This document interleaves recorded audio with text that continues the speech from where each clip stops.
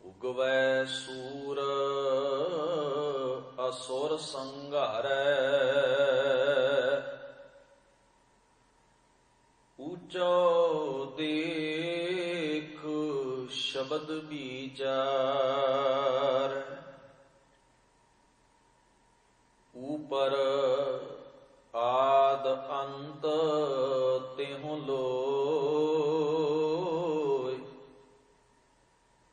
ਆਪੇ ਕਰੈ ਕਥੈ ਸੁਣੈ ਸੋਇ। ਓਹ ਵਿਧਾਤਾ ਮਨ ਤਨ ਦੇ, ਓਹ ਵਿਧਾਤਾ ਮਨ ਮੁਖ ਸੋਇ। ਪ੍ਰਭ ਜਗ ਜੀਵਨ ਅਵਰ ਨਾ ਕੋਇ, ਨਾਨਕ ਨਾਮ ਰਤੇ ਪਤ ਹੋਇ।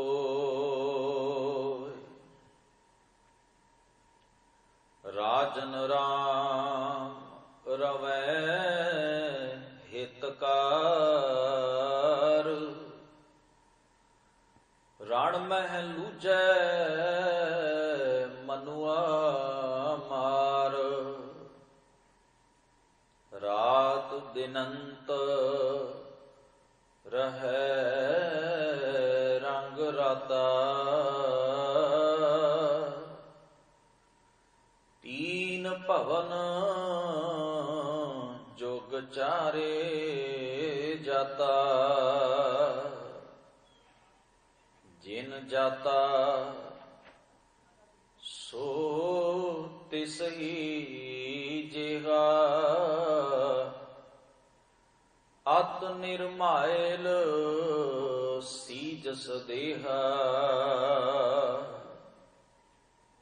ਰਹਿਸੀ ਰਾਮ ਹਿਰਦੈ ਇਕ ਪਾਏ, ਅੰਤਰ ਸ਼ਬਦ ਸਾਚ ਲਿਵ ਲਾਇ। ਰਹਿਸੀ ਰਾਮ ਹਿਰਦੈ ਇਕ ਪਾਏ, ਅੰਤਰ ਸ਼ਬਦ ਸਾਚ ਲਿਵ ਲਾਇ। ਵਾਹਿਗੁਰੂ ਜੀ ਕਾ ਖਾਲਸਾ, ਵਾਹਿਗੁਰੂ ਜੀ ਕੀ ਫਤਿਹ। ਪਰਮ ਸਤਿਕਾਰਯੋਗ ਸਤਿਗੁਰੂ ਗੁਰੂ ਗ੍ਰੰਥ ਸਾਹਿਬ ਮਹਾਰਾਜ ਜੀ ਦੇ ਪਾਵਨ ਦਰਬਾਰ ਦੀਆਂ ਹਾਜ਼ਰੀਆਂ ਭਰਦਿਆਂ ਗੁਰੂ ਸਵਾਰਿਆਂ ਪਾਸੋਂ ਪਾਤਸ਼ਾਹ ਦੀ ਪਾਵਨ ਬਾਣੀ ਦਾ ਕੀਰਤਨ ਬੜੇ ਸਤਿਕਾਰ ਸਹਿਤ ਆਪ ਜੀ ਨੇ ਸ਼ਰਵਣ ਕੀਤਾ ਹੈ। ਗੁਰੂ ਨਾਨਕ ਮਹਾਰਾਜ ਸੱਚੇ ਪਾਤਸ਼ਾਹ ਦੀ ਅੰਮ੍ਰਿਤਮਈ ਪਾਵਨ ਬਾਣੀ ਓਮਕਾਰ ਦਾ 9ਵਾਂ ਅਤੇ 10ਵਾਂ ਬੰਦ ਆਪ ਜੀ ਨੇ ਸ਼ਰਵਣ ਕੀਤਾ ਹੈ, ਜਿਸ ਵਿੱਚ ਹਜ਼ੂਰ ਬਖਸ਼ਿਸ਼ ਕਰਦੇ ਨੇ, ਉਗਵੈ ਸੂਰ ਅਸੁਰ ਸੰਘਾਰੈ। ਉਗਵੈ ਦਾ ਅਰਥ ਹੁੰਦਾ ਹੈ ਪ੍ਰਗਟ ਹੋਣਾ, ਜ਼ਾਹਰ ਹੋਣਾ, ਪ੍ਰਤੱਖ ਹੋ ਜਾਣਾ। ਸੂਰ ਦਾ ਅਰਥ ਹੈ ਸੂਰਜ। ਸੂਰਜ ਦਾ ਪ੍ਰਤੀਕ ਵਰਤ ਕੇ ਮਹਾਰਾਜ ਨੇ ਇੱਥੇ ਅਰਥ ਕੀਤਾ ਹੈ ਚਾਨਣ, ਪ੍ਰਕਾਸ਼, ਰੌਸ਼ਨੀ। ਜਦੋਂ ਹਿਰਦੇ ਦੇ ਅੰਦਰ ਵਿਵੇਕ ਦਾ, ਗਿਆਨ ਦਾ, ਗੁਰੂ ਦੇ ਉਪਦੇਸ਼ ਦਾ ਚਾਨਣ ਪ੍ਰਗਟ ਹੋ ਜਾਂਦਾ ਹੈ, ਪੈਦਾ ਹੋ ਜਾਂਦਾ ਹੈ। ਅਸੁਰ ਸੰਘਾਰੈ। ਅਸੁਰ ਦਾ ਅਰਥ ਹੈ ਦੈਂਤ, ਰਾਖਸ਼, ਪੰਜ ਵਿਕਾਰ। ਸੰਘਾਰੇ ਦਾ ਅਰਥ ਹੈ ਮਾਰ ਦਿੱਤੇ ਜਾਂਦੇ ਹਨ, ਖਤਮ ਕੀਤੇ ਜਾਂਦੇ ਹਨ। ਇਹਨਾਂ ਦਾ ਪ੍ਰਭਾਵ ਘੱਟ ਹੋ ਜਾਂਦਾ ਹੈ। ਗੁਰੂ ਨਾਨਕ ਮਹਾਰਾਜ ਪਾਤਸ਼ਾਹ ਜੀ ਬੜੀ ਵੱਡੀ ਸਾਡੇ ਜੀਵਨ ਦੀ ਗੁੰਝਲ ਖੋਲ ਰਹੇ ਨੇ, ਉਲਝਣ ਨੂੰ ਸੁਲਝਾ ਰਹੇ ਨੇ ਕਿ ਜਿਹੜੇ ਸਾਡੇ ਜੀਵਨ ਅੰਦਰ ਵਿਕਾਰਾਂ ਦਾ ਪ੍ਰਭਾਵ ਹੈ, ਮਨੁੱਖ ਸਾਰੀ ਜ਼ਿੰਦਗੀ ਕਾਮ ਵਾਸਤੇ, ਕ੍ਰੋਧ ਵਾਸਤੇ, ਅਹੰਕਾਰ ਵਾਸਤੇ, ਲੋਭ ਵਾਸਤੇ ਜੀ ਰਿਹਾ ਹੈ। ਇਹਨਾਂ ਪੰਜਾਂ ਵਿਕਾਰਾਂ ਦੇ ਉੱਤੇ ਕਾਬੂ ਕਿਵੇਂ ਪਾਇਆ ਜਾਂਦਾ ਹੈ? ਨਹੀਂ ਤਾਂ ਧਰਮ ਦੇ ਨਾਮ ਉੱਪਰ, ਧਰਮ ਦੀ ਇਸ ਵਿਚਾਰ ਥਿਊਰੀ ਦੇ ਵਿੱਚ ਬਹੁਤਾ ਸਰੀਰ ਨੂੰ ਭੰਨ ਕੇ, ਸਰੀਰ ਨੂੰ ਕਸ਼ਟ ਦੇ ਕੇ ਆਪਣੇ ਅੰਦਰ ਦੇ ਵਿਕਾਰਾਂ ਨੂੰ ਖਤਮ ਕਰਨ ਦੀ, ਇਹਨਾਂ ਤੇ ਕਾਬੂ ਪਾਉਣ ਦੀ ਗੱਲ ਸ਼ੁਰੂ ਤੋਂ ਚੱਲਦੀ ਆਈ ਹੈ। ਗੁਰੂ ਗ੍ਰੰਥ ਸਾਹਿਬ ਜੀ ਦੀ ਪਾਵਨ ਬਾਣੀ ਦਾ ਇੱਕ ਬਚਨ ਹੈ, ਕਹਿੰਦੇ ਨੇ, ਕੁੰਵਰ ਤਾਪ ਗੇਰੀ ਕੇ ਬਸਤਰਾ, ਕਿ ਬਾਹਰੀ ਤੌਰ ਤੇ ਬੰਦਾ ਆਪਣੇ ਸਰੀਰ ਨੂੰ ਤਪ ਸਾਧ ਕੇ, ਤਪ ਦਾ ਅਰਥ ਹੁੰਦਾ ਹੈ ਸਰੀਰ ਨੂੰ ਦੁਖੀ ਕਰਨਾ, ਖਪਾਉਣਾ, ਕਸ਼ਟ ਦੇਣਾ ਕਿਸੇ ਵੀ ਤਰੀਕੇ ਨਾਲ। ਕਿ ਜਦੋਂ ਗਰਮੀਆਂ ਸਨ, ਗਰਮੀਆਂ ਦੇ ਵਿੱਚ ਇੱਕ ਤਾਂ ਸੂਰਜ ਦੀ ਤਪਸ਼ ਹੈ, ਬੇਹਾਲ ਕਰਦੀ ਏ ਗਰਮੀ, ਤਾਂ ਇੱਕ ਅੱਗ ਬਾਲ ਕੇ ਉਹਦੇ ਕੋਲ ਬੈਠ ਜਾਣਾ, ਆਪਣੇ ਸਰੀਰ ਨੂੰ ਤਪਾਉਣਾ।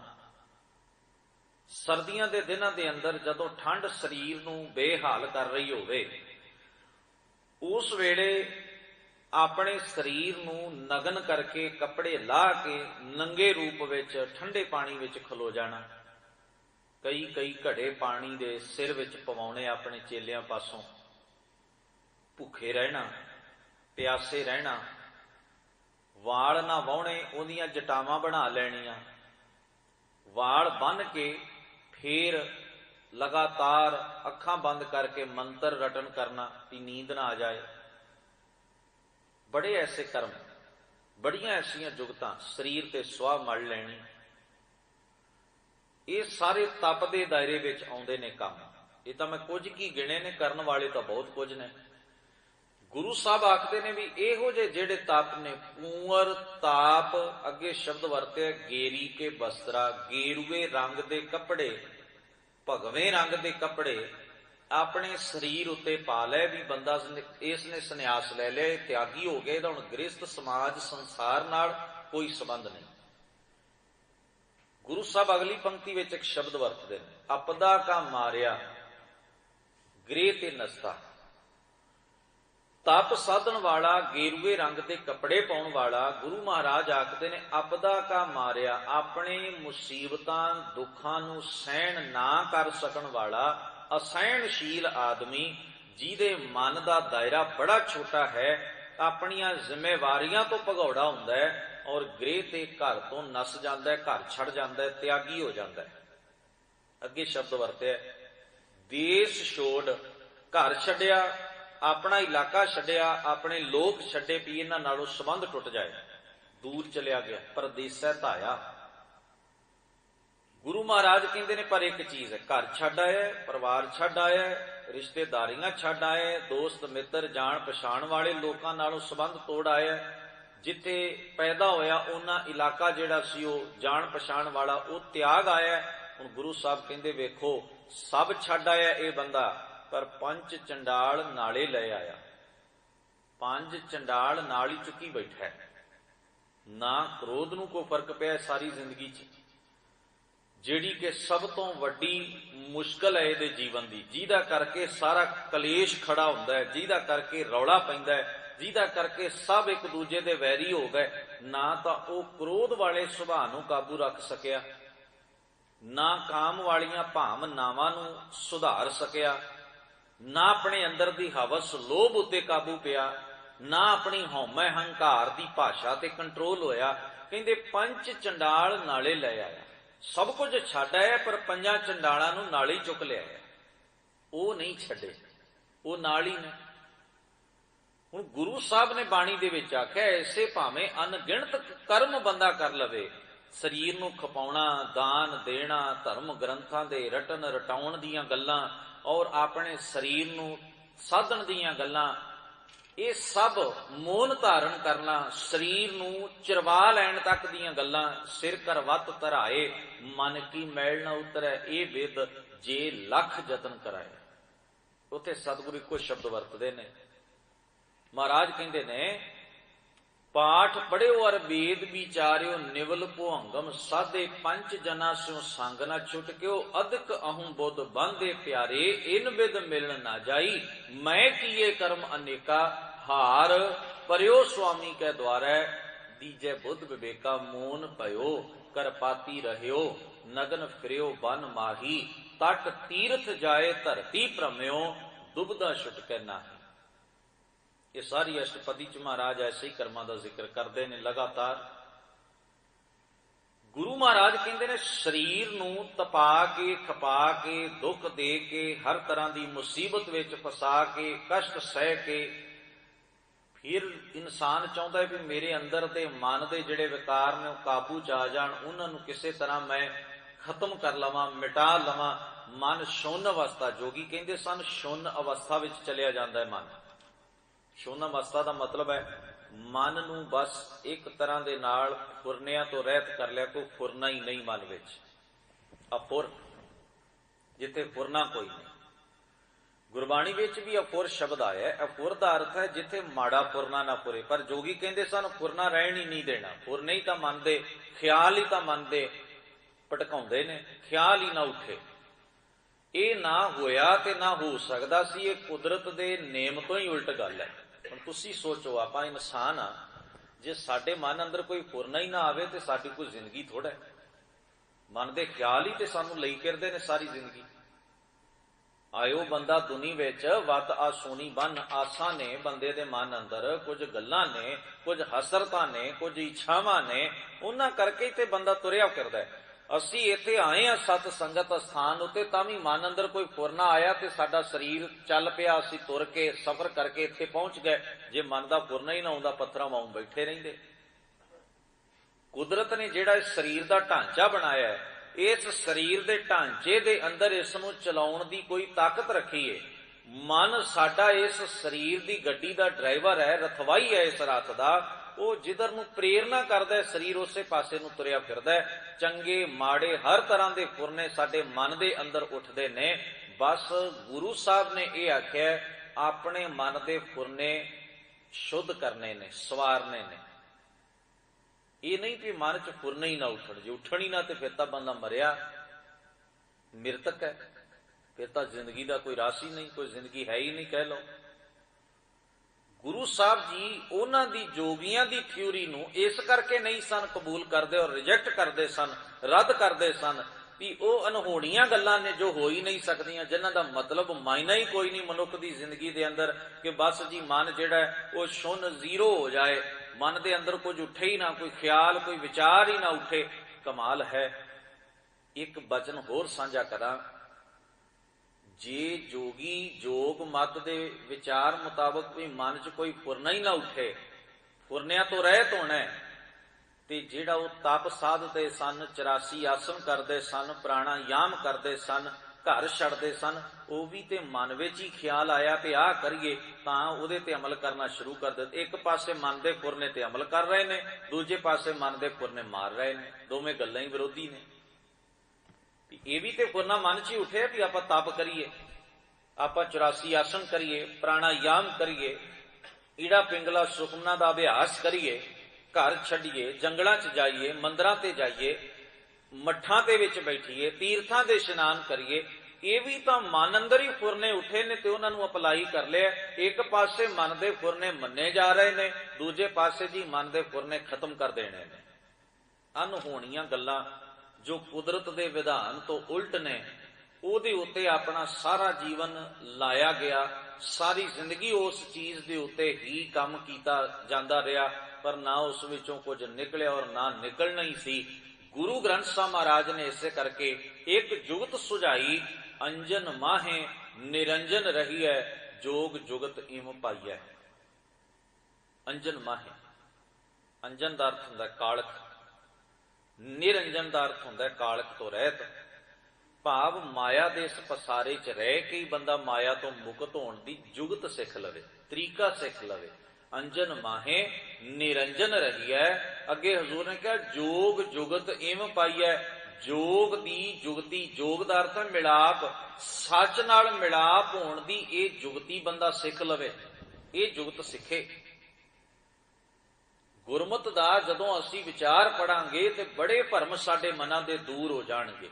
ਭਾਵੇਂ ਅੱਜ ਵੀ ਅਸੀਂ ਗਾਹੇ ਬਾਗਾਹੇ ਰੱਬ ਦੇ ਮਿਲਾਪ ਦੇ ਨਾਂ ਤੇ ਉਹ ਜੋਗੀਆਂ ਵਾਲੀਆਂ ਗੱਲਾਂ ਹੀ ਜਿਹੜੀਆਂ ਨੇ ਸਿੱਖੀ ਦਾ, ਗੁਰਮਤ ਦਾ ਲੇਬਲ ਲਾ ਕੇ ਆਪਣੇ ਘਰਾਂ ਚ ਵਾੜ ਲਈਆਂ ਨੇ, ਆਪਣੇ ਮਨ ਚ ਉਹਨਾਂ ਨੂੰ ਥਾਂ ਦੇ ਲਈ ਹੈ, ਔਰ ਵੈਸਾ ਹੀ ਸਾਰਾ ਕੁਝ ਕਰਨ ਦੇ ਉੱਤੇ ਅਸੀਂ ਲੱਗੇ ਹੋਏ ਹਾਂ। ਪਰ ਕਿਉਂਕਿ ਉਹ ਸੱਜਣਾ ਦਾ ਖਿਆਲ ਇਹ ਹੈ ਅਸੀਂ ਕੁਝ ਨਹੀਂ ਸੁਣਨਾ, ਨਾ ਸਾਨੂੰ ਕੋਈ ਬਾਣੀ ਦੀ ਗੱਲ ਸੁਣਾਇਓ, ਨਾ ਗੁਰੂ ਦੀ ਗੱਲ ਅਸੀਂ ਸੁਣਨੀ ਹੈ, ਨਾ ਉਹਨਾਂ ਨੇ ਕੋਈ ਇਤਿਹਾਸ ਦਾ ਉਹ ਪੰਨਾ ਫੁੱਲਣਾ ਜਿਹੜਾ ਸਾਨੂੰ ਸੇਧ ਦੇਣ ਵਾਲਾ ਹੈ। ਦੂਸਰਿਆਂ ਦੇ ਵਿਚਾਰ ਵੀ ਉਹਨਾਂ ਨੇ ਸੁਣਨੇ, ਬਸ ਸਮਾਧੀਆਂ ਹੀ ਲਾਉਣੀਆਂ ਨੇ। ਉਹ ਵੀ ਜੋਗੀਆਂ ਵਾਂਗ ਹੀ ਸਾਰਾ ਕੁਝ ਕੰਮ ਚੱਲ ਰਿਹਾ ਅੱਜ ਵੀ ਜੇ ਬਾਣੀ ਨਹੀਂ ਸੁਣਨੀ, ਬਾਣੀ ਦਾ ਵਿਚਾਰ ਨਹੀਂ ਸੁਣਨਾ, ਬਾਣੀ ਦਾ ਉਪਦੇਸ਼ ਵਿਚਾਰਨਾ ਨਹੀਂ, ਨਾ ਆਪ ਕਥਣਾ ਤੇ ਨਾ ਕਿਸੇ ਤੋਂ ਸੁਣਨਾ ਕੰਨਾਂ ਰਾਹੀਂ, ਬਸ ਜੀ ਅਸੀਂ ਤੇ ਸਮਾਧੀ ਲਾਉਨੇ, ਅਸੀਂ ਤੇ ਰੱਬ ਰੱਬ ਕਰਦੇ ਹਾਂ, ਕੀ ਹੋਵੇਗਾ? ਇਸ ਨਾਲ ਕੀ ਹੋਏਗਾ? ਗੁਰੂ ਨਾਨਕ ਮਹਾਰਾਜ ਦਾ ਇਹ ਉਪਦੇਸ਼, ਇਹਦਾ ਕੀ ਬਣਿਆ? ਇਹਨੂੰ ਕੌਣ ਮੰਨੇਗਾ? ਵੀ ਜਬ ਲਗ ਦੁਨੀਆ ਰਹੀਐ ਨਾਨਕ ਕਿਛ ਸੁਣੀਐ ਕਿਛ ਕਹੀਐ। ਜਦੋਂ ਕੋਈ ਵਿਚਾਰਾਂ ਦਾ ਆਦਾਨ ਪ੍ਰਦਾਨ ਹੀ ਨਹੀਂ ਹੋਏਗਾ, ਗੁਰਮਤ ਦੀ ਗੱਲ ਨਾ ਕੀਤੀ ਜਾਏ ਨਾ ਸੁਣੀ ਜਾਏ, ਤਾਂ ਕਿਵੇਂ ਚੱਲੇਗੀ ਗੱਲ? ਗੁਰੂ ਗ੍ਰੰਥ ਸਾਹਿਬ 'ਚ ਕੀ ਲਿਖਿਆ ਕਿਵੇਂ ਪਤਾ ਲੱਗੇਗਾ? ਕਿਹੜਾ ਕੰਮ ਕਰਨਾ ਹੈ ਕਿਹੜਾ ਨਹੀਂ ਕਰਨਾ ਕਿਵੇਂ ਪਤਾ ਲੱਗੇਗਾ? ਤਾਈਓ ਹੀ ਭਰਮ ਭੁਲੇਖੇ ਵਧੇ ਨੇ ਵੀ ਗੁਰੂ ਗ੍ਰੰਥ ਸਾਹਿਬ ਦੀ ਬਾਣੀ ਦੀ ਵਿਚਾਰ ਤੋਂ ਅਸੀਂ ਭੱਜਣੇ ਸ਼ੁਰੂ ਹੋਏ, ਅਸੀਂ ਉਹਦਾ ਪੱਲਾ ਛੱਡਿਆ ਤਾਂ ਭੁਲੇਖੇ ਸਾਡੇ ਵਿੱਚ ਆਏ। ਜੋਗੀਆਂ ਵਾਲੇ ਕੰਮ ਵੀ ਆਪਾਂ ਕਰ ਰਹੇ ਹਾਂ, ਤਾਂਤਰਿਕਾਂ ਵਾਲਿਆਂ ਦੇ ਕੰਮ ਵੀ ਆਪਾਂ ਕਰ ਰਹੇ ਹਾਂ। ਇਹ ਸਾਰੇ ਕਾਰਜ ਅੱਜ ਸਿੱਖ ਹੀ ਕਰੀ ਜਾ ਰਿਹਾ ਹੈ। ਕਿਉਂ? ਕਿਉਂਕਿ ਗੁਰਬਾਣੀ ਦੀ ਵਿਚਾਰ ਵਾਲੇ ਪਾਸੇ ਤੇ ਉਹਦਾ ਧਿਆਨ ਹੀ ਨਹੀਂ। ਕੋਈ ਕਹਿੰਦਾ ਜੀ ਫਲਾਣੇ ਬਾਬਾ ਜੀ ਨੇ ਕਿਹਾ ਸੀ, ਫਲਾਨੀ ਜਗ੍ਹਾ ਤੇ ਇਵੇਂ ਕਰਵਾਉਂਦੇ ਨੇ, ਫਲਾਨੀ ਜਗ੍ਹਾ ਤੇ ਉਵੇਂ ਹੀ ਲੋਕ ਕਰ ਰਹੇ ਨੇ ਜਿਵੇਂ ਉੱਥੇ ਵੇਖ ਰਹੇ ਨੇ। ਕੋਈ ਨਹੀਂ ਕਹਿੰਦਾ ਵੀ ਗੁਰੂ ਗ੍ਰੰਥ ਸਾਹਿਬ 'ਚ ਲਿਖਿਆ। ਵਿਰਲਾ ਬੰਦਾ ਹੋਏਗਾ ਜਿਹੜਾ ਆਖੇਗਾ ਗੁਰਬਾਣੀ ਤੇ ਇਵੇਂ ਕਹਿੰਦੀ ਹੈ, ਨਹੀਂ ਤੇ ਬਹੁਤਿਆਂ ਦਾ ਇੱਕੋ ਹੀ ਖਿਆਲ ਹੁੰਦਾ ਜੀ ਫਲਾਨੀ ਜਗ੍ਹਾ ਤੇ ਆਹ ਕਿਹਾ ਜਾਂਦਾ ਹੈ, ਫਲਾਨੀ ਜਗ੍ਹਾ ਤੇ ਇਵੇਂ ਕੀਤਾ ਜਾਂਦਾ ਹੈ, ਫਲਾਨੇ ਬਾਬਾ ਜੀ ਆਹ ਕਹਿੰਦੇ ਸਨ। ਕਮਾਲ ਹੈ, ਬਾਕੀ ਸਭ ਗੱਲਾਂ ਮੰਨੀਆਂ ਜਾ ਰਹੀਆਂ ਨੇ, ਗੁਰੂ ਗ੍ਰੰਥ ਸਾਹਿਬ ਦੀ ਗੱਲ ਹੀ ਕੋਈ ਨਹੀਂ ਕਰਦਾ। ਜਿਹੜਾ ਗੁਰੂ ਹੈ, ਜਿਹੜਾ ਸਾਡਾ ਮਾਰਗ ਦਰਸ਼ਕ ਹੈ, ਜਿਹਦੇ ਮੁਤਾਬਕ ਸਿੱਖ ਦਾ ਜੀਵਨ ਚੱਲਣਾ ਹੈ, ਉਹਦੀ ਸੁਣਦਾ ਕੋਈ। ਬਾਕੀਆਂ ਦੀਆਂ ਥਿਊਰੀਆਂ ਆਪੋ ਆਪਣੀਆਂ ਨੇ, ਸਭ ਸੁਣਾ ਵੀ ਰਹੇ ਨੇ, ਪ੍ਰਚਾਰ ਵੀ ਰਹੇ ਨੇ, ਔਰ ਸਿੱਖ ਸੁਣ ਵੀ ਰਹੇ ਨੇ। ਹੈਰਾਨੀ ਦੀ ਗੱਲ ਇਹ ਹੈ, ਇਵੇਂ ਸਮਾਜ ਖੁੰਝ ਰਿਹਾ ਗੁਰੂ ਗ੍ਰੰਥ ਸਾਹਿਬ ਜੀ ਦੇ ਸਿਧਾਂਤ ਤੋਂ, ਬਾਣੀ ਦੇ ਅਮਲ ਤੋਂ। ਜੋ ਗੁਰੂ ਗ੍ਰੰਥ ਸਾਹਿਬ ਵਿੱਚ ਲਿਖਿਆ ਹੈ ਉਹਨੂੰ ਅਪਲਾਈ ਕਰਨ ਦੀ ਕੋਸ਼ਿਸ਼ ਹੀ ਨਹੀਂ ਕੀਤੀ ਜਾਂਦੀ। ਆਪਣੇ ਮਨ ਦੀਆਂ ਘਾੜਤਾਂ ਘੜ ਕੇ, ਆਪਣੇ ਮਨ ਦੇ ਫੁਰਨਿਆਂ ਦੇ ਮੁਤਾਬਕ ਆਪਣੀਆਂ ਆਪਣੀਆਂ ਥਿਊਰੀਆਂ ਸਿੱਖੀ ਦੇ ਉੱਤੇ ਹਾਵੀ ਕੀਤੀਆਂ ਜਾ ਰਹੀਆਂ ਨੇ। ਉਹ ਤਕਨੀਕਾਂ ਘੜ ਘੜ ਕੇ ਸਿੱਖੀ ਦੇ ਵਿਹੜੇ ਦੇ ਵਿੱਚ ਪਾਈਆਂ ਜਾ ਰਹੀਆਂ ਨੇ। ਉਹ ਤਕਨੀਕਾਂ ਜਿਨ੍ਹਾਂ ਨੂੰ ਗੁਰਮਤ ਪਹਿਲਾਂ ਨਕਾਰ ਚੁੱਕੀ ਹੈ, ਜਿਹਨੂੰ ਗੁਰਮਤ ਪਹਿਲਾਂ ਹੀ ਛੱਡ ਚੁੱਕੀ ਹੈ, ਉਹ ਤਕਨੀਕਾਂ ਅੱਜ ਸਿੱਖੀ ਅਪਲਾਈ ਕਰ ਰਿਹਾ। ਤਾਂ ਜੋਗੀ ਨੂੰ ਕੀ ਸਮਝਾਈਏ? ਗੁਰੂ ਸਾਹਿਬ ਸੱਚੇ ਪਾਤਸ਼ਾਹ ਕਹਿੰਦੇ ਨੇ ਜੋਗ ਜੁਗਤ ਇਮ ਪਾਈਐ, ਪਰ ਅਸੀਂ ਤੇ ਸੋਚਦੇ ਹਾਂ ਵੀ ਇਹ ਤੇ ਸ਼ਬਦ ਜੋਗੀ ਵਾਸਤੇ, ਸਾਡੇ ਵਾਸਤੇ ਥੋੜਾ। ਇਹ ਤਾਂ ਜੋਗੀ ਸੁਣੇ, ਜੋਗੀ ਮੰਨੇ। ਅਸੀਂ ਤੇ ਇਹਦਾ ਖੰਡ ਪਾਠ ਕਰ ਸਕਦੇ ਹਾਂ, ਅਸੀਂ ਇਹਦਾ ਕੀਰਤਨ ਕਰ ਸਕਦੇ ਹਾਂ, ਇਹਦੇ ਅਰਥ ਕਰ ਸਕਦੇ ਹਾਂ। ਬਾਕੀ ਮੰਨਣ ਵਾਲੀ ਗੱਲ ਤਾਂ ਜੋਗੀ ਕਰੇ, ਅਸੀਂ ਕਿਉਂ ਕਰੀਏ? ਕਿਉਂਕਿ ਜੋਗੀ ਨੂੰ ਕਿਹਾ। ਇਹ ਵੀ ਸਾਡੇ ਮਨ ਅੰਦਰ ਇੱਕ ਭਰਮ ਦੀ ਗੰਢ ਵੱਜ ਗਈ। ਗੁਰੂ ਮਹਾਰਾਜ ਬਖਸ਼ਿਸ਼ ਕਰਦੇ ਆ, ਇਹ ਵਿਚਾਰ ਗੁਰੂ ਸਾਹਿਬ ਜੀ ਨੇ ਬਖਸ਼ਿਆ ਕਿ ਜਿਹੜੇ ਮਨ ਦੇ ਫੁਰਨੇ ਨੇ ਉਹਨਾਂ ਨੂੰ ਬਿਲਕੁਲ ਡੈਡ ਨਹੀਂ ਕੀਤਾ ਜਾ ਸਕਦਾ, ਬਸ ਫੁਰਨੇ ਬਦਲੇ ਜਾ ਸਕਦੇ ਨੇ। ਵੀ ਜਿੱਥੇ ਮਾੜੇ ਉੱਠਦੇ ਨੇ ਉੱਥੇ ਚੰਗੇ ਹੋਣ, ਉਸਾਰੂ ਹੋਣ, ਜੀਵਨ ਨੂੰ ਸੇਧ ਦੇਣ ਵਾਲੇ ਹੋਣ। ਚੰਗੇ ਫੁਰਨੇ ਹੋਣਗੇ, ਚੰਗਾ ਕਰਤੱਵ ਹੋਏਗਾ।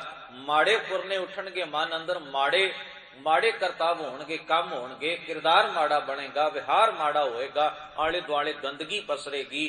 ਪਰ ਸਤਿਗੁਰੂ ਨੇ ਆਖਿਆ ਵੀ ਉਹ ਮਨ ਦੇ ਫੁਰਨੇ ਸਵਾਰਨੇ ਕਿਵੇਂ ਨੇ? ਉਹਦੇ ਲਈ ਆਖਿਆ ਗਿਆਨ ਕਾ ਬੱਧਾ ਮਨ ਰਹਿ, ਗੁਰ ਬਿਨ ਗਿਆਨ ਨਾ ਹੋਏ। ਗੁਰੂ ਦੇ ਉਪਦੇਸ਼ ਦੀ ਚੋਟ ਮਨ ਤੇ ਕਰਦੇ ਰਹਿਣਾ। ਸ਼ਬਦ ਵਰਤਿਆ ਹਸਤੀ ਸਿਰ ਜਿਉ ਅੰਕਸ਼ ਹੈ। ਹਾਥੀ ਨੂੰ ਤੋਰਨਾ ਹੈ ਨਾ, ਮਹਾਵਤ ਉਹਦੇ ਉੱਤੇ ਬੈਠਾ ਹੈ, ਉਹਦੇ ਹੱਥ ਵਿੱਚ ਲੋਹੇ ਦਾ ਇੱਕ ਕੁੰਡਾ, ਉਹ ਮਾੜੀ ਮਾੜੀ ਟਕੋਰ ਹਾਥੀ ਦੇ ਸਿਰ ਵਿੱਚ ਕਰਦਾ ਹੈ। ਉਸ ਅੰਕਸ਼ ਦੇ ਹਿਸਾਬ ਨਾਲ ਉਹਦੀ ਚੋਟ ਜਦੋਂ ਵੱਜਦੀ ਏ, ਹਾਥੀ ਨੂੰ ਡਾਇਰੈਕਸ਼ਨ ਮਿਲਦੀ, ਹਾਥੀ ਨੂੰ ਸੇਧ ਮਿਲਦੀ ਏ ਵੀ ਮੇਰਾ ਮਾਲਕ ਕਹਿੰਦਾ ਵੀ ਬੈਠ ਜਾ, ਮੇਰਾ ਮਾਲਕ ਕਹਿੰਦਾ ਤੁਰ, ਮੇਰਾ ਮਾਲਕ ਕਹਿੰਦਾ ਮੁੜ। ਉਸੇ ਹਿਸਾਬ ਨਾਲ ਉਹ ਜਿਉਂ-ਜਿਉਂ ਅੰਕਸ਼ ਉਹਦੇ ਸਿਰ ਵਿੱਚ ਚੋਟ ਮਾੜੀ ਮਾੜੀ ਵੱਜਦੀ ਏ, ਉਸ ਟਕੋਰ ਦੇ ਨਾਲ ਉਹ ਮਹਾਵਤ ਦਾ ਹੁਕਮ ਮੰਨਦਾ ਹੈ। ਇੰਨਾ ਤਾਕਤਵਰ ਜੀਵ ਹਾਥੀ। ਗੁਰੂ ਸਾਹਿਬ ਕਹਿੰਦੇ ਹਸਤੀ ਸਿਰ, ਹਾਥੀ ਦੇ ਸਿਰ ਉੱਤੇ ਜਿਉਂ ਅੰਕਸ਼ ਹੈ, ਜਿਵੇਂ ਅੰਕਸ਼ ਦੀ ਸੱਟ ਤੇ ਚੋਟ ਵੱਜਦੀ, ਟਕੋਰ ਵੱਜਦੀ ਹੈ ਮਹਾਵਤ ਵੱਲੋਂ, ਤੇ ਹਾਥੀ ਬੈਠਦਾ, ਉੱਠਦਾ, ਤੁਰਦਾ, ਮੁੜਦਾ ਉਹਦੇ ਹਿਸਾਬ ਨਾਲ ਹੈ, ਉਹਨੂੰ ਸੇਧ ਮਿਲਦੀ ਜਾਂਦੀ ਹੈ, ਹੁਕਮ ਮਿਲਦਾ ਜਾਂਦਾ ਹੈ, ਉਸੇ ਤਰ੍ਹਾਂ ਉਹ ਕਰਦਾ ਹੈ। ਮਹਾਰਾਜ ਆਖਦੇ ਨੇ ਅਹਿਰਨ ਜਿਉਂ ਸਿਰ ਦੇ। ਅਹਿਰਨ ਹੁੰਦੀ ਹੈ ਲੋਹੇ ਦਾ ਇੱਕ ਟੁਕੜਾ, ਲੋਹਾਰ ਦੀ ਦੁਕਾਨ ਉੱਤੇ ਪਿਆ ਹੋਇਆ ਲੋਹਾ, ਉਹ ਗਰਮ ਕਰਦਾ ਹੈ, ਕੋਲਿਆਂ ਤੇ ਲੋਹੇ ਨੂੰ ਲਾਲ ਸੁਰਖ ਕਰਕੇ ਉਸ ਲੋਹੇ ਦੇ ਟੁਕੜੇ ਅਹਿਰਨ ਉੱਤੇ ਰੱਖਦਾ ਤੇ ਹਥੌੜੇ ਦੀਆਂ ਸੱਟਾਂ ਮਾਰ ਮਾਰ ਕੇ ਉਹਨੂੰ ਆਪਣੇ ਮੁਤਾਬਕ ਢਾਲ ਲੈਂਦਾ ਹੈ। ਜੇ ਲੋਹੇ ਨੂੰ ਘੜਨਾ ਹੈ, ਜੇ ਲੋਹੇ ਨੂੰ ਕੁੱਟਣਾ ਹੈ ਤਾਂ ਅਹਿਰਨ ਉੱਤੇ ਹੀ ਰੱਖਣਾ ਪਏਗਾ। ਜਿੰਨੇ ਜ਼ੋਰ ਦੀ ਉਹ ਸੱਟਾਂ ਮਾਰਦਾ ਉਹ ਅਹਿਰਨ ਹੀ ਸਹਾਰ ਸਕਦੀ ਹੈ। ਉਹ ਅਹਿਰਨ ਉੱਤੇ ਜਿਉਂ-ਜਿਉਂ ਸੱਟਾਂ ਵੱਜਦੀਆਂ ਨੇ ਲੋਹੇ ਨੂੰ ਰੱਖ ਕੇ, ਲੋਹਾਰ ਲੋਹਾ ਘੜਨ ਵਾਲਾ, ਲੋਹੇ ਨੂੰ ਸ਼ਕਲ ਦੇਣ ਵਾਲਾ, ਜਿਵੇਂ ਦੀ ਚਾਹੇ ਉਹਦੇ ਉੱਤੇ ਰੱਖ ਕੇ ਸ਼ਕਲ ਦੇ ਲੈਂਦਾ। ਮਹਾਰਾਜ ਕਹਿੰਦੇ ਹਸਤੀ ਸਿਰ ਜਿਉਂ ਅੰਕਸ਼ ਹੈ, ਅਹਿਰਨ ਜਿਉਂ ਸਿਰ ਦੇ। ਮਨ ਤਨ ਆਗੈ ਰਾਖ ਕੈ, ਉਹ ਵੀ ਸੇਵ ਕਰੇ। ਇਵੇਂ ਆਪਣਾ ਮਨ, ਆਪਣਾ ਤਨ, ਭਾਵ ਆਪਣੇ ਮਨ ਦੇ ਫੁਰਨਿਆਂ ਦੇ, ਆਪਣੇ ਮਨ ਦੇ ਉੱਤੇ, ਆਪਣੇ ਸਾਰੇ ਕਿਰਦਾਰ ਦੇ ਉੱਤੇ ਗੁਰੂ ਦੇ ਸ਼ਬਦ ਦਾ ਅੰਕਸ਼ ਰੱਖੇ, ਗੁਰੂ ਦੇ ਸ਼ਬਦ ਦਾ ਹਥੌੜਾ ਮਾਰਦਾ ਰਹੇ, ਤਾਂ ਕਿਰਦਾਰ ਘੜਿਆ ਜਾਏਗਾ। ਮਨ ਤਨ ਆਗੈ ਰਾਖ ਕੇ ਉਹ ਵੀ ਸੇਵ ਕਰੇ, ਇਉਂ ਗੁਰਮੁਖ ਆਪ ਨਿਵਾਰੀਐ ਸਭ ਰਾਜ ਸ੍ਰਿਸ਼ਟ ਕਾ ਲੇ। ਗੁਰੂ ਸਾਹਿਬ ਕਹਿੰਦੇ ਇਵੇਂ ਗੁਰੂ ਦੇ ਰਾਹੀਂ, ਗੁਰੂ ਦੇ ਮਾਰਗ ਤੇ ਚੱਲ ਕੇ ਆਪ ਨਿਵਾਰੀਐ। ਆਪ ਨਿਵਾਰੀਐ ਦਾ ਅਰਥ ਹੈ ਆਪਣੀ ਹਉਮੈ, ਆਪਣਾ ਹੰਕਾਰ, ਇਹਨੂੰ ਤਿਆਗ ਦੇਵੇ। ਨਿਵਾਰੀਐ ਛੱਡ ਦੇਣਾ। ਇਉਂ ਗੁਰਮੁਖ ਆਪ ਨਿਵਾਰੀਐ ਸਭ ਰਾਜ ਸ੍ਰਿਸ਼ਟ ਕਾ ਲੇ। ਹੁਣ ਸਤਿਗੁਰੂ ਨੇ ਜੁਗਤ ਬਾਣੀ ਦੇ ਅੰਦਰ ਦੱਸ ਦਿੱਤੀ ਵੀ ਇਸ ਢੰਗ ਨਾਲ ਗਿਆਨ ਖੜਗ, ਖੜਗ ਦਾ ਅਰਥ ਹੁੰਦਾ ਤਲਵਾਰ, ਵੀ ਮਨ ਨਾਲ ਲੜਨ ਵਾਸਤੇ ਹਥਿਆਰ ਸ਼ਸਤਰ ਚੁੱਕ। ਉਹ ਸ਼ਸਤਰ ਕਿਹੜਾ ਜਿਹੜਾ ਮਨ ਨਾਲ ਲੜਾਈ ਕਰਨ ਦੇ ਕੰਮ ਆਉਂਦਾ ਹੈ? ਉਹ ਹੈ ਗਿਆਨ ਖੜਗ ਲੈ ਮਨ ਸਿਉ ਲੂਝੈ, ਮਨਸਾ ਮਨੈ ਸਮਾਈ। ਗੁਰੂ ਸਾਹਿਬ ਕਹਿੰਦੇ ਨੇ ਗਿਆਨ ਦੀ ਤਲਵਾਰ ਲੈ ਕੇ ਮਨ ਨਾਲ ਲੜ, ਮਨ ਨਾਲ ਸਿੱਝ, ਮਨ ਦੇ ਸੁਭਾਅ ਦੇ ਉੱਤੇ ਵਾਰ ਕਰ ਗਿਆਨ ਦਾ। ਇਸ ਤਰ੍ਹਾਂ ਹੌਲੀ ਹੌਲੀ ਆਪਣੇ ਆਪ ਨੂੰ ਤੂੰ ਤਬਦੀਲ ਕਰਨ ਦੀ ਕੋਸ਼ਿਸ਼ ਕਰ, ਆਪਣੇ ਆਪ ਨੂੰ ਗੁਰੂ ਦੇ ਸ਼ਬਦ ਮੁਤਾਬਕ ਢਾਲਣ ਤੇ ਬਣਾਉਣ ਦਾ ਆਹਰ ਤੇ ਯਤਨ ਕਰ। ਇਹਨੂੰ ਮਸ਼ੱਕਤ ਕਿਹਾ, ਇਹਨੂੰ ਘਾਲਣਾ ਕਿਹਾ ਗੁਰੂ ਗ੍ਰੰਥ ਸਾਹਿਬ ਦੀ ਬਾਣੀ ਨੇ। ਇਹ ਜੁਗਤ ਹੈ, ਇਹ ਤਰੀਕਾ ਹੈ। ਸੋ ਸਤਿਗੁਰੂ ਸੱਚੇ ਪਾਤਸ਼ਾਹ ਨੇ ਸਰੀਰ ਨੂੰ ਤਪਾਉਣ ਤੇ ਖਪਾਉਣ ਵਾਲੀ ਗੱਲ ਨਹੀਂ ਕੀਤੀ।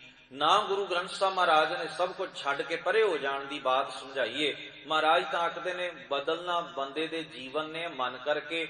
ਮਨ ਦੇ ਖਿਆਲ ਬਦਲ ਗਏ, ਜੀਵਨ ਬਦਲ ਗਿਆ। ਭਾਈ ਸੱਜਣ ਕੋਲ ਗੁਰੂ ਨਾਨਕ ਸਾਹਿਬ ਗਏ ਨਾ, ਕੀ ਬਦਲਿਆ? ਮਨ ਬਦਲਿਆ। ਬੰਦਾ ਤੇ ਉਹੀ ਹੈ। ਭੂਮੀਏ ਚੋਰ ਨੂੰ ਜਿਹੜਾ ਚੋਰੀਆਂ ਕਰਦਾ ਲੋਕਾਂ ਦੇ ਘਰ ਵਿੱਚ, ਡਾਕੇ ਮਾਰਦਾ ਲੋਕਾਂ ਦੇ ਘਰ ਵਿੱਚ, ਲੋਕਾਂ ਦੀ ਮਿਹਨਤ ਦੀ ਕਮਾਈ ਹੜੱਪ ਕੇ ਲੈ ਜਾਂਦਾ ਹੈ, ਗੁਰੂ ਨਾਨਕ ਮਹਾਰਾਜ ਦੀ ਸੰਗਤ ਹੋਈ ਤੇ ਕੀ ਬਦਲਦਾ ਭੂਮੀਏ ਚੋਰ ਦਾ? ਉਹਦਾ ਕੋਈ ਰੂਪ ਨਹੀਂ ਬਦਲਿਆ, ਕੋਈ ਰੰਗ ਨਹੀਂ ਬਦਲਿਆ, ਕੋਈ ਚੱਕਰ ਚੇਨ ਨਹੀਂ ਬਦਲੇ। ਬੰਦਾ ਤੇ ਉਹੋ ਹੀ ਹੈ, ਸਰੀਰ ਦਾ ਪੁਤਲਾ ਤੇ ਉਹੋ ਹੀ ਹੈ। ਬਦਲਿਆ ਤੇ ਕੇਵਲ ਮਨ ਦੀ ਅਵਸਥਾ ਬਦਲੀ। ਮਨ ਦੀ ਅਵਸਥਾ ਬਦਲ ਗਈ, ਬੰਦੇ ਦਾ ਜੀਵਨ ਬਦਲ ਗਿਆ। ਜਿਹੜਾ ਬੰਦਾ ਚੋਰੀਆਂ ਕਰ ਰਿਹਾ, ਡਾਕੇ ਮਾਰ ਰਿਹਾ, ਉਹੋ ਹੀ ਹੱਥ ਹੁਣ ਕਿਰਤਕਾਰ ਕਰਨ ਲੱਗ ਪਏ। ਜਿਹੜੀ ਸੁਰਤ ਹਰ ਵੇਲੇ ਤਾੜਦੀ ਸੀ ਵੀ ਕਿੱਥੋਂ ਕਿਵੇਂ ਚੋਰੀ ਕੀਤੀ ਜਾ ਸਕਦੀ ਏ, ਉਹ ਸੁਰਤ ਹੁਣ ਆਪਣੇ ਨੇਕ ਅਮਲਾਂ ਵਿੱਚ, ਕੰਮਾਂ ਵਿੱਚ ਲੱਗ ਗਈ। ਬੰਦਾ ਤੇ ਉਹੀ ਹੈ ਨਾ, ਹੱਥ ਤੇ ਉਹੀ ਨੇ ਜਿਹੜੇ ਚੋਰੀ ਕਰਦੇ ਸਨ, ਅੱਜ ਆਪਣੀ ਧਰਮ ਦੀ ਕਿਰਤ ਕਰਦੇ ਨੇ। ਬਦਲਿਆ ਕੀ ਹੈ ਬੰਦੇ ਦੇ ਅੰਦਰੋਂ? ਉਹ ਕਿਹੜੀ ਚੀਜ਼ ਹੈ ਜਿਹਨੂੰ ਤਬਦੀਲ ਕੀਤਾ ਹੈ ਗੁਰੂ ਨੇ? ਉਹ ਹੈ ਮਨ, ਉਹ ਹੈ ਮਨ ਦੀ ਅਵਸਥਾ, ਉਹ ਹੈ ਅੰਦਰ ਦਾ ਸੁਭਾਅ। ਦੁਰਮਤ ਦੀ ਮੈਲ ਧੋ ਦਿੱਤੀ ਗੁਰੂ ਦੀ ਮਤ ਨੇ। ਬਸ ਦੁਰਮਤ ਦੀ ਜਗ੍ਹਾ ਗੁਰਮਤ ਆ ਕੇ ਬੈਠ ਗਈ। ਇਹ ਤਬਦੀਲੀ ਹੈ ਜੀਵਨ ਦੀ। ਮਨ ਦੀਆਂ ਤਬਦੀਲੀਆਂ ਸਰੀਰ ਨੂੰ ਦੁਖੀ ਕਰਨ ਨਾਲ ਨਹੀਂ ਹੁੰਦੀਆਂ। ਗੁਰੂ ਗ੍ਰੰਥ ਸਾਹਿਬ ਸੱਚੇ ਪਾਤਸ਼ਾਹ ਜੀ ਫਰਮਾਉਂਦੇ ਨੇ, ਗੁਰੂ ਨਾਨਕ ਸਾਹਿਬ ਕਹਿੰਦੇ ਜਦੋਂ ਗਿਆਨ ਦਾ ਸੂਰਜ ਚੜ੍ਹਿਆ ਮੇਰੇ ਅੰਦਰ, ਚਾਨਣ ਹੋਇਆ, ਪ੍ਰਕਾਸ਼ ਹੋਇਆ, ਅਸੁਰ ਦਾ ਅਰਥ ਹੈ ਰਾਖਸ਼, ਦੈਂਤ। ਹੁਣ ਅਸਲ ਵਿੱਚ ਨਾ ਪੁਰਾਣੇ ਇਤਿਹਾਸ ਵਿੱਚ ਕੌਡੇ ਨੂੰ ਰਾਖਸ਼ ਕਹਿੰਦੇ ਨੇ ਲੋਕ, ਕੌਡਾ ਰਾਖਸ਼। ਵੀ ਗੁਰੂ ਨਾਨਕ ਸਾਹਿਬ ਨੇ ਕੌਡਾ ਰਾਖਸ਼ ਤਾਰਿਆ ਤੇ ਫੋਟੋਆਂ ਬਣਾਉਣ ਵਾਲਿਆਂ ਦੇ ਤਾਂ ਵਾਰੇ ਨਿਆਰੇ ਨੇ, ਉਹਨਾਂ ਕਿਹੜਾ ਅੱਗਾ ਪਿੱਛਾ ਵੇਖਣਾ, ਨਾ ਉਹਨਾਂ ਨੂੰ ਬਾਣੀ ਦਾ ਪਤਾ ਹੈ, ਨਾ ਉਹਨਾਂ ਨੂੰ ਇਤਿਹਾਸ ਦਾ ਪਤਾ ਹੈ। ਬਸ ਬੈਠੇ ਕੰਪਿਊਟਰਾਂ ਤੇ ਉਂਗਲਾਂ ਮਾਰਦੇ ਨੇ, ਫੋਟੋਆਂ ਬਣਾ ਕੇ ਵੇਚ ਦਿੰਦੇ ਨੇ ਔਰ ਲੋਕ ਖਰੀਦ ਲੈਂਦੇ ਨੇ। ਸ਼ੇਖ ਫਰੀਦ ਸਾਹਿਬ ਜੀ ਦੀਆਂ ਫੋਟੋਆਂ ਵੇਖ ਕੇ ਇਵੇਂ ਲੱਗਦਾ ਹੈ ਵੀ ਸ਼ੇਖ ਫਰੀਦ ਸਾਹਿਬ ਜੀ ਦੀ ਬਾਣੀ ਦੇ ਅਰਥ ਨਾ ਸਮਝ ਕੇ ਬਾਣੀ ਦੇ ਸ਼ਲੋਕ 2-4 ਸੁਣ ਲਏ ਤੇ ਫੋਟੋਆਂ ਵਾਲਿਆਂ ਨੇ ਫੋਟੋਆਂ ਬਣਾ ਕੇ ਰੱਖ ਦਿੱਤੀਆਂ ਔਰ ਅੰਧ ਸ਼ਰਧਾਲੂਆਂ ਨੇ ਪੈਸੇ ਦੇ ਕੇ ਖਰੀਦੀਆਂ ਤੇ ਆਪਣੇ ਘਰਾਂ ਚ ਲਾ ਕੇ ਉਹਨਾਂ ਨੂੰ ਧੂਪ ਅਗਰਬੱਤੀਆਂ ਦੇ ਰਹੇ ਨੇ। ਇਹਦੋਂ ਵੱਧ ਬੇਅਦਬੀ ਸ਼ੇਖ ਫਰੀਦ ਸਾਹਿਬ ਜੀ ਦੀ ਹੋਰ ਕੀ ਹੋ ਸਕਦੀ ਸੀ। ਸੋ ਖੈਰ, ਫੋਟੋ ਬਣਾਈ ਕੌਡੇ ਰਾਖਸ਼ ਦੀ, ਉਹਦੇ ਵਿੱਚ ਉਹਦੇ 2 ਸਿੰਘ ਨੇ, ਵਾਲ ਨੇ ਬੜੇ ਲੰਬੇ ਲੰਬੇ ਜਟਾਵਾਂ ਵਰਗੇ, ਵੱਡੇ ਵੱਡੇ ਉਹਦੇ ਦੰਦ ਨੇ ਔਰ ਹੱਥਾਂ ਦੇ ਨਹੁੰ ਜਿਹੜੇ ਨੇ ਬੜੇ ਲੰਮੇ ਲੰਮੇ, ਯਾਨੀ ਕਿ ਜਿਹੋ ਜਿਹੇ ਬੰਦਾ ਸੁਪਨਿਆਂ ਦੇ ਵਿੱਚ ਇੱਕ ਰਾਖਸ਼ ਦੀ ਤਸਵੀਰ ਉਕਰਦਾ ਵੈਸਾ ਉਹਨੂੰ ਬਣਾ ਕੇ ਪੇਸ਼ ਕੀਤਾ। ਹੁਣ ਕੌਣ ਪੁੱਛੇ ਵੀ ਰੱਬ ਦਿਓ ਬੰਦਿਓ, ਕੌਡਾ ਰਾਖਸ਼ ਵਾਕਈ ਐਸਾ ਸੀ? ਨਹੀਂ ਸੀ। ਇਹ ਤਾਂ ਤਸਵੀਰ ਬਣਾ ਦਿੱਤੀ। ਚਲੋ ਇੱਕ ਗੱਲ ਇਹ ਵੀ ਮੰਨੀ ਜਾ ਸਕਦੀ ਹੈ ਵੀ ਤਸਵੀਰ ਦੀ ਆਪਣੀ ਭਾਸ਼ਾ ਹੁੰਦੀ ਹੈ। ਤਸਵੀਰ ਵਿੱਚ ਜੋ ਵਿਖਾਇਆ ਜਾਂਦਾ ਹੈ ਨਾ, ਉਹਦਾ ਇੱਕ ਮਾਇਨਾ, ਉਹਦਾ ਮਤਲਬ ਹੁੰਦਾ ਹੈ। ਪਰ ਬਹੁਤੇ ਲੋਕ ਤਾਂ ਉਹ ਚਿੱਤਰ ਨੂੰ ਫੜ ਕੇ ਬਹਿ ਜਾਂਦੇ ਨੇ ਵੀ ਐਸਾ ਹੀ ਹੋਏਗਾ, ਜਿਹੋ ਜਿਹਾ ਵਿਖਾਈ ਦਿੰਦਾ ਨਾ ਇਹੋ ਹੀ ਹੋਣਾ ਹੈ। ਇਹ ਫਰਕ ਹੈ ਦੋਵਾਂ ਚੀਜ਼ਾਂ ਵਿੱਚ। ਗੁਰੂ ਨਾਨਕ ਸਾਹਿਬ ਮਹਾਰਾਜ ਜਿਸ ਵੇਲੇ ਸਫ਼ਰ ਤੈਅ ਕਰ ਰਹੇ ਸਨ, ਮੱਧ ਪ੍ਰਦੇਸ਼ ਦੇ ਜੰਗਲਾਂ ਵਿੱਚ ਇੱਕ ਕਬੀਲਾ ਸੀ। ਕਬੀਲਾ ਭੀਲ ਕਹਿੰਦੇ ਨੇ ਕਮਾਨ ਨੂੰ, ਜਿਹੜੇ ਆਪਣੇ ਕੋਲ ਕਮਾਨ ਰੱਖਣ। ਕੌਡਾ ਸਰਦਾਰ ਹੈ ਉਸ ਕਬੀਲੇ ਦਾ। ਇਹਨਾਂ ਨੂੰ ਸਦੀਆਂ ਤੋਂ ਗੁਲਾਮ ਰੱਖਿਆ ਗਿਆ। ਜਿਵੇਂ ਤੁਹਾਡੇ ਇਸ ਮੁਲਕ ਦੇ ਵਿੱਚ ਰੈੱਡ ਇੰਡੀਅਨ ਨੇ ਨਾ, ਇਸ ਦੇਸ਼ ਦੇ ਅਸਲ ਬਾਸ਼ਿੰਦੇ ਨੇ ਪਰ ਗੁਲਾਮ ਨੇ। ਉਹਨਾਂ ਦਾ ਕੋਈ ਪਾਰਟਿਸਪੇਸ਼ਨ ਨਹੀਂ ਕਿਸੇ ਚੀਜ਼ ਵਿੱਚ। ਜਿਹੜੀ ਧਿਰ ਗੁਲਾਮ ਹੋ ਜਾਂਦੀ, ਗੁਲਾਮ ਧਿਰ ਚੋਂ 2 ਧਿਰਾਂ ਬਣ ਜਾਂਦੀਆਂ ਨੇ ਗੁਲਾਮ ਧਿਰ ਦੀਆਂ। ਇੱਕ ਹੁੰਦੀ ਹੈ ਜਿਹੜੀ ਗੁਲਾਮੀ ਅਸੈਪਟ ਕਰ ਲੈਂਦੀ ਹੈ ਤੇ ਨੌਕਰ ਬਣ ਜਾਂਦੀ ਹੈ। ਦੂਜੀ ਧਿਰ ਅਣਖੀਲੀ ਧਿਰ ਜਿਹੜੀ ਗੁਲਾਮੀ ਸਹਿਣ ਨਹੀਂ ਕਰਦੀ, ਨੌਕਰ ਬਣਨਾ ਪ੍ਰਵਾਨ ਨਹੀਂ ਕਰਦੀ, ਕਿਉਂਕਿ ਉਹਦੇ ਅੰਦਰ ਇਹ ਇੱਛਾ ਹੁੰਦੀ ਹੈ ਵੀ ਅਸੀਂ ਤਾਂ ਮਾਲਕ ਹਾਂ, ਅਸੀਂ ਕਿਵੇਂ ਕਿਸੇ ਦੀ ਨੌਕਰੀ ਕਰੀਏ, ਅਸੀਂ ਕਿਉਂ ਸਿਰ ਸੁੱਟ ਕੇ ਗੁਲਾਮੀ ਨੂੰ ਕਬੂਲ ਕਰੀਏ। ਉਹ ਫਿਰ ਲੜਦੇ ਨੇ, ਸੰਘਰਸ਼ ਕਰਦੇ ਨੇ, ਉਹ ਦੁੱਖ ਸਹਿ ਲੈਂਦੇ ਨੇ, ਜੰਗਲਾਂ 'ਚ ਚਲੇ ਜਾਂਦੇ ਨੇ। ਉਹ ਅਣਖੀਲੀ ਧਿਰ ਵਿੱਚੋਂ ਕੌਡਾ ਭੀਲ ਹੈ। ਜਿਨ੍ਹਾਂ ਨੇ ਗੁਲਾਮੀ ਕਬੂਲ ਕਰ ਲਈ ਉਹਨਾਂ ਨੂੰ ਸ਼ੂਦਰ ਕਹਿ ਦਿੱਤਾ। ਉਹ ਵਿਚਾਰੇ ਗੁਲਾਮਪੁਣਾ ਕਰਦੇ ਰਹੇ, ਵਗਾਰਾਂ ਕੱਢਦੇ ਰਹੇ, ਉਹਨਾਂ ਨਾਲ ਧੱਕਾ ਹੋਇਆ, ਬੜਾ ਕੁਝ ਉਹਨਾਂ ਨੇ ਸਹਿ ਲਿਆ। ਕਿਉਂਕਿ ਗੁਲਾਮ ਧਿਰ ਦੇ ਵੀ 2 ਹਿੱਸੇ ਬਣ ਜਾਂਦੇ ਨੇ। ਪਰ ਇੱਕ ਉਹ ਧਿਰ ਹੈ ਜਿਹਨੂੰ ਚੇਤਾ ਸੀ ਵੀ ਸਾਡੇ ਹੱਕ ਨੇ, ਅਸੀਂ ਗੁਲਾਮੀ ਕਬੂਲ ਨਹੀਂ ਕਰਾਂਗੇ। ਉਹ ਜੰਗਲਾਂ ਵਿੱਚ ਜਾ ਕੇ ਕਬੀਲਿਆਂ ਦੇ ਰੂਪ ਵਿੱਚ ਰਹਿਣ ਲੱਗ ਪਏ। ਉਹਨਾਂ ਨੂੰ ਇੰਨੀ ਨਫ਼ਰਤ ਹੋਈ ਸ਼ਹਿਰਾਂ ਪਿੰਡਾਂ ਵਿੱਚ ਰਹਿਣ ਵਾਲੇ ਲੋਕਾਂ ਨਾਲ, ਬੰਦਿਆਂ ਨੂੰ ਮਾਰ ਦੇਣਾ ਉਹਨਾਂ ਲਈ ਆਮ ਜਿਹੀ ਗੱਲ ਸੀ। ਉਹ ਖੂੰਖਾਰ ਦਰ ਖੂੰਖਾਰ ਹੁੰਦੇ ਗਏ। ਅੰਦਰ ਦੀ ਖਿਝ ਤੇ ਨਫ਼ਰਤ ਇੰਨੀ ਵੱਧਦੀ ਗਈ, ਇੰਨੀ ਵੱਧਦੀ ਗਈ। ਔਰ ਇੱਕ ਬੇਨਤੀ ਹੋਰ ਕਰਾਂ, ਜਿਹੜੀ ਧਿਰ ਤਾਕਤਵਰ ਹੋਵੇ ਨਾ, ਉਹ ਹਾਰੀ ਹੋਈ ਧਿਰ ਨੂੰ ਰਾਖਸ਼, ਬੇਵਕੂਫ, ਅਗਿਆਨੀ, ਲੁਟੇਰੇ, ਡਾਕੂ, ਕਾਤਲ ਸਭ ਕੁਝ ਸਿੱਧ ਕਰਦੀ ਹੈ। ਤੁਸੀਂ ਸਿੱਖ ਇਤਿਹਾਸ ਪੜ੍ਹ ਕੇ ਵੇਖੋ, ਜਦੋਂ ਸਿੱਖ ਆਪਣੇ ਹੱਕਾਂ ਲਈ, ਆਜ਼ਾਦੀ ਲਈ, ਗੁਲਾਮੀ ਦੇ ਵਿਰੋਧ ਵਿੱਚ ਮਜ਼ਲੂਮ ਦਾ ਪੱਖ ਲੈ ਕੇ ਜ਼ੁਲਮ ਦੇ ਨਾਲ ਟੱਕਰ ਲੈ ਰਹੇ ਸਨ, ਉਦੋਂ ਜਿਹੜਾ ਇਤਿਹਾਸ ਲਿਖਿਆ ਗਿਆ, ਉਹਨਾਂ ਇਤਿਹਾਸਕਾਰਾਂ ਜਿਹੜੀਆਂ ਕਲਮਾਂ ਚਲਾਈਆਂ ਉਹਦੇ ਵਿੱਚ ਸਿੱਖਾਂ ਨੂੰ ਲੁਟੇਰੇ ਲਿਖਿਆ। ਇਹ ਕਮਾਲ ਹੈ। ਜਿਨ੍ਹਾਂ ਨੂੰ ਖਾਣ ਤੱਕ ਵੀ ਨਹੀਂ ਦਿੱਤਾ ਜਾਂਦਾ ਉਹ ਲੁਟੇਰੇ ਹੋ ਗਏ। ਜਿਨ੍ਹਾਂ ਨੂੰ ਰੋਜ਼ ਕਤਲ ਕੀਤਾ ਜਾਂਦਾ ਹੈ, ਲਾਹੌਰ ਦੇ ਨਖਾਸ ਚੌਂਕ ਵਿੱਚ ਬੰਨ੍ਹ ਕੇ ਉਹ ਕਾਤਲ ਬਣਾ ਦਿੱਤੇ ਗਏ, ਤੇ ਜਿਹੜੇ ਕਤਲ ਕਰਨ ਵਾਲੇ ਨੇ ਉਹ ਤਾਂ ਬੀਬੇ ਰਾਣੇ ਬਣ ਗਏ। ਇਤਿਹਾਸਕਾਰ ਵੀ ਤੇ ਉਹਨਾਂ ਦੇ ਹੀ ਹੋਣਗੇ ਨਾ, ਜਿਨ੍ਹਾਂ ਦੇ ਕੋਲ 4 ਟਕੇ ਹੋਣਗੇ, ਜਿਨ੍ਹਾਂ ਕੋਲ ਤਾਕਤ ਹੈ। ਕਲਮਾਂ ਵਾਲੇ ਹਮੇਸ਼ਾ ਤਾਕਤਵਰਾਂ ਦੇ ਸੋਲੇ ਗਾਉਂਦੇ ਨੇ, ਹਾਰਿਆ ਹੋਇਆਂ ਦੀਆਂ ਗਾਥਾ ਕੋਈ ਨਹੀਂ ਲਿਖਦਾ, ਕਮਜ਼ੋਰ ਧਿਰ ਦੀ ਗੱਲ ਕੋਈ ਨਹੀਂ ਬਿਆਨ ਕਰਦਾ। ਤੇ ਉਹੋ ਹੀ ਕਲਮਾਂ ਜਦੋਂ ਸ਼ੇਰੇ ਪੰਜਾਬ ਨੇ ਆਪਣਾ ਰਾਜ ਕਾਇਮ ਕਰ ਲਿਆ, ਉਹੋ ਹੀ ਕਲਮਾਂ ਸਿੱਖਾਂ ਦੀਆਂ ਸਿਫਤਾਂ ਕਰਨ ਲੱਗ ਪਈਆਂ, ਕਿਉਂਕਿ ਤਾਕਤ ਦੀਆਂ ਗੁਲਾਮ ਹੁੰਦੀਆਂ ਨੇ ਕਲਮਾਂ। ਇਸੇ ਤਰੀਕੇ ਨਾਲ ਕੌਡੇ ਵਰਗੇ ਅਨੇਕਾਂ ਹੀ ਬੰਦੇ ਰਾਖਸ਼ ਲਿਖੇ ਗਏ। ਬ੍ਰਾਹਮਣਾਂ ਦੇ ਪੁਰਾਣਾਂ ਦੇ ਵਿੱਚ ਜਿਹੜੇ ਉਹਨਾਂ ਦੇ ਹੀਰੋ ਨੇ ਉਹ ਦੇਵਤੇ ਨੇ, ਜਿਹੜੇ ਗੁਲਾਮ ਧਿਰ ਦੇ ਹੀਰੋ ਨੇ ਉਹ ਰਾਖਸ਼ ਨੇ। ਤੇ ਰਾਖਸ਼ਾਂ ਦੇ ਬਾਰੇ ਫਿਰ ਉਹਨਾਂ ਦੀ ਮਿੱਟੀ ਪਲੀਤ ਕਰਨ ਵਾਸਤੇ, ਉਹਨਾਂ ਦੀ ਬੇਇੱਜ਼ਤੀ ਕਰਨ ਵਾਸਤੇ ਇਹ ਦੱਸਿਆ, ਉਹਨਾਂ ਦੇ ਤੇ ਦੰਦ ਵੱਡੇ ਵੱਡੇ ਨੇ, ਉਹਨਾਂ ਦੇ ਤੇ ਵਾਲ ਵੱਡੇ ਵੱਡੇ ਨੇ, ਉਹਨਾਂ ਦੇ ਤਾਂ ਸਿੰਘ ਉੱਗੇ ਹੋਏ ਨੇ, ਯਾਨੀ ਕਿ ਉਹਨਾਂ ਨੂੰ ਪਸ਼ੂ ਸਾਬਤ ਕਰਨ ਦੀ ਕੋਸ਼ਿਸ਼ ਕੀਤੀ ਗਈ, ਪਸ਼ੂ। ਇਸੇ ਤਰ੍ਹਾਂ ਦੀਆਂ ਤਸਵੀਰਾਂ ਬਣਾ ਦਿੱਤੀਆਂ ਗਈਆਂ। ਗੁਰੂ ਨਾਨਕ ਮਹਾਰਾਜ ਜਦੋਂ ਆਪਣਾ ਸਫ਼ਰ ਤੈਅ ਕਰ ਰਹੇ ਸਨ ਦਾਤਾ ਸਤਿਗੁਰੂ ਦੇ ਨਾਲ, ਭਾਈ ਮਰਦਾਨਾ ਜੀ ਨੂੰ ਉਹਦੇ ਆਦਮੀਆਂ ਨੇ ਫੜ ਲਿਆ। ਕੌਡਾ ਸਰਦਾਰ ਹੈ ਆਪਣੇ ਕਬੀਲੇ ਦਾ। ਗੁਰੂ ਨਾਨਕ ਮਹਾਰਾਜ ਸੱਚੇ ਪਾਤਸ਼ਾਹ ਜਦੋਂ ਉਹਦੇ ਸਨਮੁਖ ਗਏ, ਹਜ਼ੂਰ ਦੇ ਚਿਹਰੇ ਤੇ ਨਾ ਕੋਈ ਪਰੇਸ਼ਾਨੀ, ਨਾ ਕੋਈ ਦੁੱਖ, ਨਾ ਕੋਈ ਉਦਾਸੀ, ਨਾ ਉਹਨਾਂ ਨੇ ਕੋਈ ਤਰਲਾ ਕੀਤਾ। ਉਹਨਾਂ ਨੇ ਕੋਈ ਸ਼ਬਦ ਬੜਾ ਪਿਆਰਾ ਵਰਤਿਆ, ਕੌਡੇ ਨੂੰ ਸਤਿਗੁਰਾਂ ਭਾਈ ਕਹਿ ਕੇ ਸੰਬੋਧਨ ਕੀਤਾ। ਭਾਈ ਇਹ ਹਜ਼ੂਰ ਦੇ ਸੁਭਾਅ 'ਚ ਸਭ ਤੋਂ ਮਿੱਠਾ ਸ਼ਬਦ ਹੈ। ਅੱਜ ਤੇ ਗ੍ਰੰਥੀ ਲਈ ਕਿਹਾ ਜਾਂਦਾ ਹੈ ਭਾਈ, ਬਾਕੀ ਸਭ ਸਰਦਾਰ ਹੋ ਗਏ ਨੇ, ਗੁਰਦੁਆਰੇ ਦਾ ਸੇਵਾਦਾਰ ਭਾਈ ਰਹਿ ਗਿਆ। ਵੀ ਗੁਰੂ ਨਾਨਕ ਸਾਹਿਬ ਮਹਾਰਾਜ ਦਾ ਇਹ ਸ਼ਬਦ ਸਭਨਾਂ ਲਈ ਸਾਂਝਾ ਸ਼ਬਦ ਸੀ, ਭਾਈ ਸ਼ਬਦ। ਭਾਈ ਸ਼ਬਦ ਭਰਾਤਰੀ ਭਾਵ ਦਾ ਸ਼ਬਦ ਹੈ, ਔਰ ਗੁਰੂ ਨਾਨਕ ਮਹਾਰਾਜ ਨੇ ਬੜੇ ਪਿਆਰ ਦੇ ਵਿੱਚੋਂ ਇਹ ਸ਼ਬਦ ਆਪਣੇ ਪਿਆਰਿਆਂ ਨੂੰ ਸੰਬੋਧਨ ਕਰਨ ਵਾਸਤੇ ਵਰਤਿਆ। ਜਿਹਨੂੰ ਵੀ ਕਿਹਾ ਭਾਈ ਕਿਹਾ, ਭਾਈ ਕਿਹਾ। ਅੱਜ ਇਹ ਭਾਈ ਸ਼ਬਦ ਦਾ ਖਹਿੜਾ ਛੁੱਟ ਗਿਆ, ਇਹ ਰਹਿ ਗਿਆ ਗ੍ਰੰਥੀ ਵਾਸਤੇ। ਕੋਈ ਸੰਤ ਬਣ ਗਿਆ, ਕੋਈ ਬ੍ਰਹਮ ਗਿਆਨੀ ਬਣ ਗਿਆ, ਕੋਈ 108, ਕੋਈ 1000 ਸਰਟੀਫਿਕੇਟ ਆਪੇ ਹੀ ਲੈ ਰਹੇ ਨੇ, ਆਪੇ ਹੀ ਦੇ ਰਹੇ ਨੇ, ਔਰ ਕੋਈ ਸਰਦਾਰ ਬਣ ਗਿਆ। ਭਾਈ ਸ਼ਬਦ ਨੂੰ ਤਾਂ ਅਸੀਂ ਟੋਆ ਪੁੱਟ ਕੇ ਨੱਪਣ ਤੇ ਤੁੱਲੇ ਹੋਏ ਆ। ਇਹ ਤਾਂ ਅਖਵਾਉਣਾ ਹੀ ਸਾਨੂੰ ਜ਼ਹਿਰ ਵਰਗਾ ਲੱਗਦਾ। ਇਵੇਂ ਹੌਲੀ ਹੌਲੀ ਸਾਡੀਆਂ ਸਿੱਖੀ ਦੀਆਂ ਜਿਹੜੀਆਂ ਕਦਰਾਂ ਕੀਮਤਾਂ ਨੇ ਨਾ, ਉਹ ਸਾਡੇ ਚੋਂ ਅਲੋਪ ਹੁੰਦੀਆਂ ਜਾਂਦੀਆਂ। ਅਸੀਂ ਹੋਰ ਹੀ ਕੁਝ ਬਣਦੇ ਜਾਂਦੇ ਹਾਂ ਸਮਾਂ ਪਾ ਕੇ, ਕਿਉਂਕਿ ਅਸੀਂ ਇਹਨਾਂ ਗੱਲਾਂ ਨੂੰ ਨਾ ਵਿਚਾਰਦੇ ਹਾਂ, ਨਾ ਸੁਣਦੇ ਹਾਂ, ਨਾ ਬੋਲਦੇ ਹਾਂ, ਨਾ ਇਹਨਾਂ ਦੀ ਗੱਲ ਕਰਦੇ ਹਾਂ। ਤੇ ਜਿਹੜੀ ਚੀਜ਼ ਅਲੋਪ ਹੋ ਜਾਏਗੀ ਉਹਦੀ ਜਗ੍ਹਾ ਤੇ ਕੋਈ ਹੋਰ ਨਵੀਂ ਚੀਜ਼ ਆ ਜਾਏਗੀ। ਇਵੇਂ ਸਭ ਕੁਝ ਬਦਲ ਰਿਹਾ ਸਮਾਂ ਪਾ ਕੇ। ਸਤਿਗੁਰੂ ਸੱਚੇ ਪਾਤਸ਼ਾਹ ਗੁਰੂ ਨਾਨਕ ਮਹਾਰਾਜ ਨੇ ਜਦੋਂ ਉਹਨੂੰ ਭਾਈ ਕਿਹਾ, ਉਹਦਾ ਚੜਿਆ ਹੋਇਆ ਪਾਰਾ ਗੁੱਸਾ ਠੰਡਾ ਹੋਇਆ। ਉਹ ਮਨ ਵਿੱਚ ਸੋਚਦਾ ਹੈ, ਐਸ ਹਾਲਤ ਵਿੱਚ ਮੇਰੇ ਕੋਲ ਆ ਕੇ, ਜਿੱਥੇ ਕਿ ਮੈਂ ਮੌਤ ਹੀ ਦੇਣੀ ਹੈ, ਮੈਂ ਕਦੇ ਕਿਸੇ ਤੇ ਰਹਿਮ ਨਹੀਂ ਕੀਤਾ, ਇਹ ਕੌਣ ਪੁਰਖ ਹੋ ਸਕਦਾ ਹੈ? ਇਹਦੇ ਚਿਹਰੇ ਤੇ ਨਾ ਉਦਾਸੀ ਹੈ, ਨਾ ਡਰ ਹੈ, ਨਾ ਤਰਲਾ ਲਿਆ। ਬੜੇ ਮਿੱਠੇ ਅੰਦਾਜ਼ ਵਿੱਚ ਇਹ ਗੱਲ ਕਰਦਾ ਹੈ। ਉਸਨੇ ਜਦੋਂ ਪੁੱਛਿਆ ਤੁਸੀਂ ਕੌਣ ਹੋ, ਗੁਰੂ ਨਾਨਕ ਮਹਾਰਾਜ ਆਪਣਾ ਪਰਿਚੈ, ਆਪਣੀ ਪਛਾਣ ਕਰਵਾਉਂਦੇ ਨੇ, ਭਾਈ ਮਰਦਾਨਾ ਜੀ ਦੀ ਪਛਾਣ ਕਰਵਾਉਂਦੇ ਨੇ। ਹਜ਼ੂਰ ਕਹਿਣ ਲੱਗੇ ਤੂੰ ਇਹ ਕਿਉਂ ਕਰਦਾ?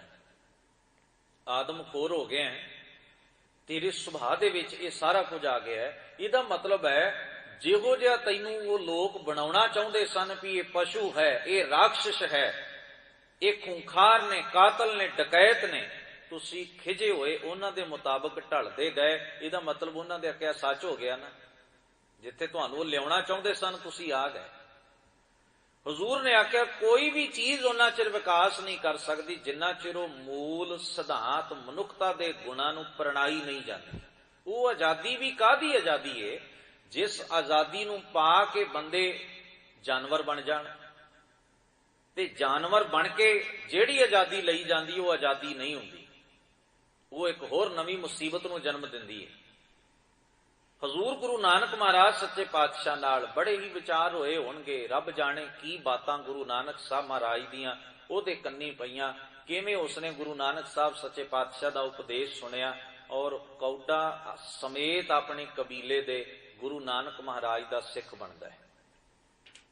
ਉਹ ਕਬੀਲਾ ਖੂੰਖਾਰ ਕਬੀਲਾ, ਆਦਮਖੋਰ ਕਬੀਲਾ, ਕਾਤਲ ਕਬੀਲਾ, ਲੁੱਟਣ ਵਾਲਾ ਕਬੀਲਾ ਗੁਰੂ ਨਾਨਕ ਮਹਾਰਾਜ ਦਾ ਸ਼ਰਧਾਲੂ ਤੇ ਸਿੱਖ ਹੋ ਜਾਂਦਾ ਹੈ। ਸਰਦਾਰ ਸਿੱਖ ਬਣਿਆ, ਨਾਲ ਹੀ ਸਾਰੇ ਸਿੱਖ ਬਣ ਗਏ।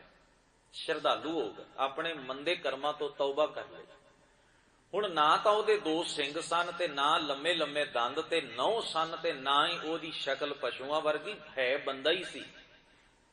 ਪਰ ਕਰਮ ਜਿਹੜੇ ਸਨ ਨਾ, ਕਤਲ ਕਰਨੇ, ਆਦਮਖੋਰ ਸੁਭਾਅ ਹੋਣਾ, ਐਸਾ ਕਬੀਲਾ ਸੀ। ਲੁੱਟਾਂ ਕਰਨੀਆਂ, ਕਿਸੇ ਦੇ ਤਰਲਿਆਂ ਦਾ ਉਹਨਾਂ ਦੀ ਸਿਹਤ ਤੇ ਅਸਰ ਹੀ ਕੋਈ ਨਹੀਂ, ਕਿਸੇ ਦੇ ਭੀਖ ਮੰਗਣ ਦਾ ਉਹਨਾਂ ਦੇ ਉੱਤੇ ਅਸਰ ਹੀ ਕੋਈ ਨਹੀਂ। ਇਹ ਬਿਰਤੀ ਨੂੰ ਰਾਖਸ਼ ਕਿਹਾ ਗਿਆ। ਬਿਰਤੀ ਹੀ ਰਾਖਸ਼ ਹੈ, ਕਿਉਂਕਿ ਰਾਖਸ਼ ਬਿਰਤੀ ਦਾ ਨਾਮ ਹੈ। ਹੁਣ ਟੀਵੀ ਵਾਲੇ ਤਾਂ ਜੋ ਮਰਜ਼ੀ ਵਿਖਾ ਜਾਣ ਇੰਡੀਆ ਦੇ ਵਿੱਚ, ਉਹ ਸਭ ਸੱਚੀ ਹੈ, ਜੋ ਮਰਜ਼ੀ ਵਿਖਾਉਣ, ਕਿਉਂਕਿ ਉਹਨਾਂ ਦੇ ਹੱਥ 'ਚ ਕੰਟਰੋਲ ਹੈ। ਆਪਣੇ ਹੀਰੋ ਜਿਹੜੇ ਨੇ, ਉਹਨਾਂ ਦੇ ਆਪਣੇ ਜਿਹੜੇ ਵਡੇਰੇ ਨੇ, ਉਹਨਾਂ ਨੂੰ ਉਹ ਦੇਵਤੇ ਵਿਖਾਉਣਗੇ, ਦੂਜਿਆਂ ਦੇ ਵਡੇਰਿਆਂ ਨੂੰ ਰਾਖਸ਼ ਵਿਖਾਉਣਗੇ। ਇਹ ਤਾਂ ਚਤੁਰਬੁੱਧੀ ਹੈ, ਸਦਾ ਹੀ ਦੁਨੀਆ 'ਚ ਇਵੇਂ ਹੁੰਦਾ ਆਇਆ। ਤੇ ਅਸੀਂ ਵੇਖ ਵੇਖ ਕੇ ਸਿਰ ਮਾਰਦੇ ਹਾਂ ਵੀ ਸੱਚ ਹੀ ਹੋਣਾ ਜਿਹੜਾ ਵਿਖਾਉਂਦੇ ਨੇ। ਕੌਣ ਸੋਚਦਾ ਇਹਨਾਂ ਗੱਲਾਂ ਨੂੰ ਵੀ ਆਪਣਿਆਂ ਨੂੰ ਹਮੇਸ਼ਾ ਲੋਕ ਵਡਿਆਇਆ ਕਰਦੇ ਨੇ, ਦੂਸਰਿਆਂ ਨੂੰ ਭੰਡਿਆ ਕਰਦੇ ਨੇ। ਇਹ ਗੱਲ ਅੱਜ ਵੀ ਜਿਉਂ ਦੀ ਤਿਉਂ ਚੱਲ ਰਹੀ ਹੈ। ਰਾਵਣ ਨੂੰ ਐਵੇਂ ਵਿਖਾਇਆ ਜਾ ਰਿਹਾ ਵੀ ਜਿਵੇਂ ਉਹ ਬੰਦਾ ਨਾ ਹੋ ਕੇ ਪਸ਼ੂ ਹੈ, ਵੀ ਉਹਦੇ ਸਿੰਘ ਵੀ ਨੇ, ਉਹਦਾ ਸਾਰਾ ਕੁਝ ਹੈ, ਉਹ ਇਸੇ ਤਰ੍ਹਾਂ ਪਸ਼ੂ ਵਿਖਾਇਆ ਜਾ ਰਿਹਾ ਹੈ। ਤਾਂ ਉਹ ਵੀ ਬੰਦਾ ਹੀ ਸੀ, ਪਰ ਘੱਟੋ ਘੱਟ ਉਹਦੀ ਸ਼ਕਲ ਤੇ ਬੰਦਿਆਂ ਵਾਲੀ ਵਿਖਾ ਦਿਓ। ਚਲੋ ਵਿਰੋਧ ਤੇ ਹੋਇਆ, ਪਰ ਕਿਸੇ ਨੂੰ ਅਸੀਂ ਪਸ਼ੂ ਹੀ ਕਹਿਣ ਲੱਗ ਪਈਏ ਵੀ ਉਹਦੇ ਤੇ ਸਿੰਘ ਉੱਗੇ ਹੋਏ ਸੀ। ਇਹਦੋਂ ਵੱਡਾ ਝੂਠ ਤੇ ਫਰੇਬ ਹੋਰ ਦੁਨੀਆ 'ਚ ਹੋ ਵੀ ਕੀ ਸਕਦਾ। ਤੋ ਗੱਲ ਕੁੱਲ ਮਿਲਾ ਕੇ ਇਹ ਹੈ, ਆਪਣੇ ਵਿਰੋਧੀਆਂ ਨੂੰ ਪਸ਼ੂ ਕਹਿ ਕੇ, ਰਾਖਸ਼ ਕਹਿ ਕੇ, ਅਸੁਰ ਕਹਿ ਕੇ ਭੰਡਿਆ, ਨਿੰਦਿਆ ਤੇ ਗੰਦ ਬਕਿਆ ਗਿਆ, ਗਾਲਾਂ ਕੱਢੀਆਂ ਗਈਆਂ। ਇਹ ਸਦੀਆਂ ਤੋਂ ਚੱਲਦਾ ਹੈ। ਗੁਰੂ ਗ੍ਰੰਥ ਸਾਹਿਬ ਅਸੁਰ ਪਤਾ ਕਿਹਨੂੰ ਕਹਿੰਦੇ ਨੇ, ਦੇਵਤਾ ਕਿਹਨੂੰ ਕਹਿੰਦੇ ਨੇ? ਜਿਨ ਮਾਨਸ ਤੇ ਦੇਵਤੇ ਕੀਏ ਕਰਤ ਨਾ ਲਾਗੀ ਵਾਰ। ਜਿਹਦੇ ਜੀਵਨ 'ਚ ਦਇਆ ਹੈ, ਧਰਮ ਹੈ, ਸਿਦਕ ਹੈ, ਸਬਰ ਹੈ, ਸੰਤੋਖ ਹੈ, ਇਹ ਦੇਵੀ। ਦੇਵੀ ਦਾ ਅਰਥ ਹੈ ਰੱਬੀ। ਇਹ ਰੱਬੀ ਗੁਣ ਜਿਹਦੇ ਅੰਦਰ ਨੇ, ਉਹ ਦੇਵਤਾ ਹੈ। ਜਿਹਦੇ ਅੰਦਰ ਕ੍ਰੋਧ ਹੀ ਕ੍ਰੋਧ ਹੈ ਹਰ ਵੇਲੇ, ਜਿਹਦੇ ਅੰਦਰ ਲਾਲਚ ਹੀ ਲਾਲਚ ਭਰਿਆ, ਜਿਹਦੇ ਅੰਦਰ ਹੰਕਾਰ ਤੋਂ ਬਿਨਾਂ ਹੈ ਹੀ ਕੱਖ ਨਹੀਂ, ਜਿਹੜਾ ਈਰਖਾ ਤੇ ਖਿੱਚ ਦੇ ਵਿੱਚ ਹੀ ਦਿਨ ਰਾਤ ਖਪਿਆ ਰਹਿੰਦਾ, ਉਹਨੂੰ ਗੁਰੂ ਕਹਿੰਦੇ ਤੇ ਰਾਖਸ਼ ਹੈ।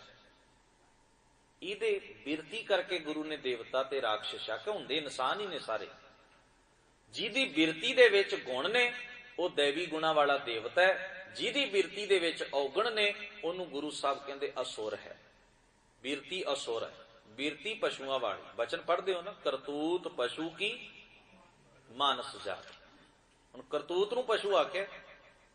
ਕਰਤੂਤ ਜਿਨਕੇ ਭੀਤਰ ਹੈ ਅੰਤਰਾ, ਜੈਸੇ ਪਸ਼ ਤੈਸੇ ਹੋਏ ਨਰਾ। ਗੁਰੂ ਕਹਿੰਦੇ ਜਿਨ੍ਹਾਂ ਦੇ ਅੰਦਰ ਅਗਿਆਨਤਾ ਹੈ, ਜਿਨ੍ਹਾਂ ਦੇ ਅੰਦਰ ਅੰਤਰ ਰੱਬ ਨਾਲੋਂ ਵੇਖ ਹੈ, ਜਿਹੜੇ ਸ਼ੁਭ ਗੁਣਾ ਧਰਮ ਤੋਂ ਟੁੱਟੇ ਨੇ, ਜਿਨ੍ਹਾਂ ਦੇ ਮਨ, ਮਹਾਰਾਜ ਕਹਿੰਦੇ ਉਹ ਜਿਹੋ ਜਿਹੇ ਪਸ਼ੂ ਉਹੋ ਜਿਹੇ ਮਨੁੱਖ। ਭਾਵ ਪਸ਼ੂਆਂ ਵਰਗਾ ਸੁਭਾਅ ਉਹਨਾਂ ਦੇ ਅੰਦਰ ਕੰਮ ਕਰਦਾ ਹੈ। ਸੋ ਗੁਰੂ ਸੁਭਾਅ ਦੀ ਗੱਲ ਕਰਦੇ ਨੇ। ਇਹ ਨਹੀਂ ਕਹਿੰਦੇ ਵੀ ਉਹਨਾਂ ਦੇ ਦੰਦ ਵੱਡੇ ਹੋ ਜਾਂਦੇ ਨੇ, ਨਹੁੰ ਵੱਡੇ ਹੋ ਜਾਂਦੇ ਨੇ, ਉਹਨਾਂ ਦੇ ਸਿੰਘ। ਐਸੇ ਅਸੁਰਾਂ ਦੀ ਗੱਲ ਨਹੀਂ ਹੋ ਰਹੀ ਇੱਥੇ। ਔਗਣਾਂ ਦੇ ਗੁਣਾਂ ਦੀ ਗੱਲ ਬਰਾਬਰ ਬਰਾਬਰ ਚੱਲ ਰਹੀ ਹੈ। ਫਿਰ ਜਿਨ੍ਹਾਂ ਨੂੰ ਦੇਵਤੇ ਕਿਹਾ ਜਾਂਦਾ, ਉਹਨਾਂ ਬਾਰੇ ਤਾਂ ਗੁਰੂ ਸਾਹਿਬ ਨੇ ਬਾਣੀ ਦੇ ਵਿੱਚ ਇਹ ਵਿਚਾਰ ਦਿੱਤਾ ਹੈ।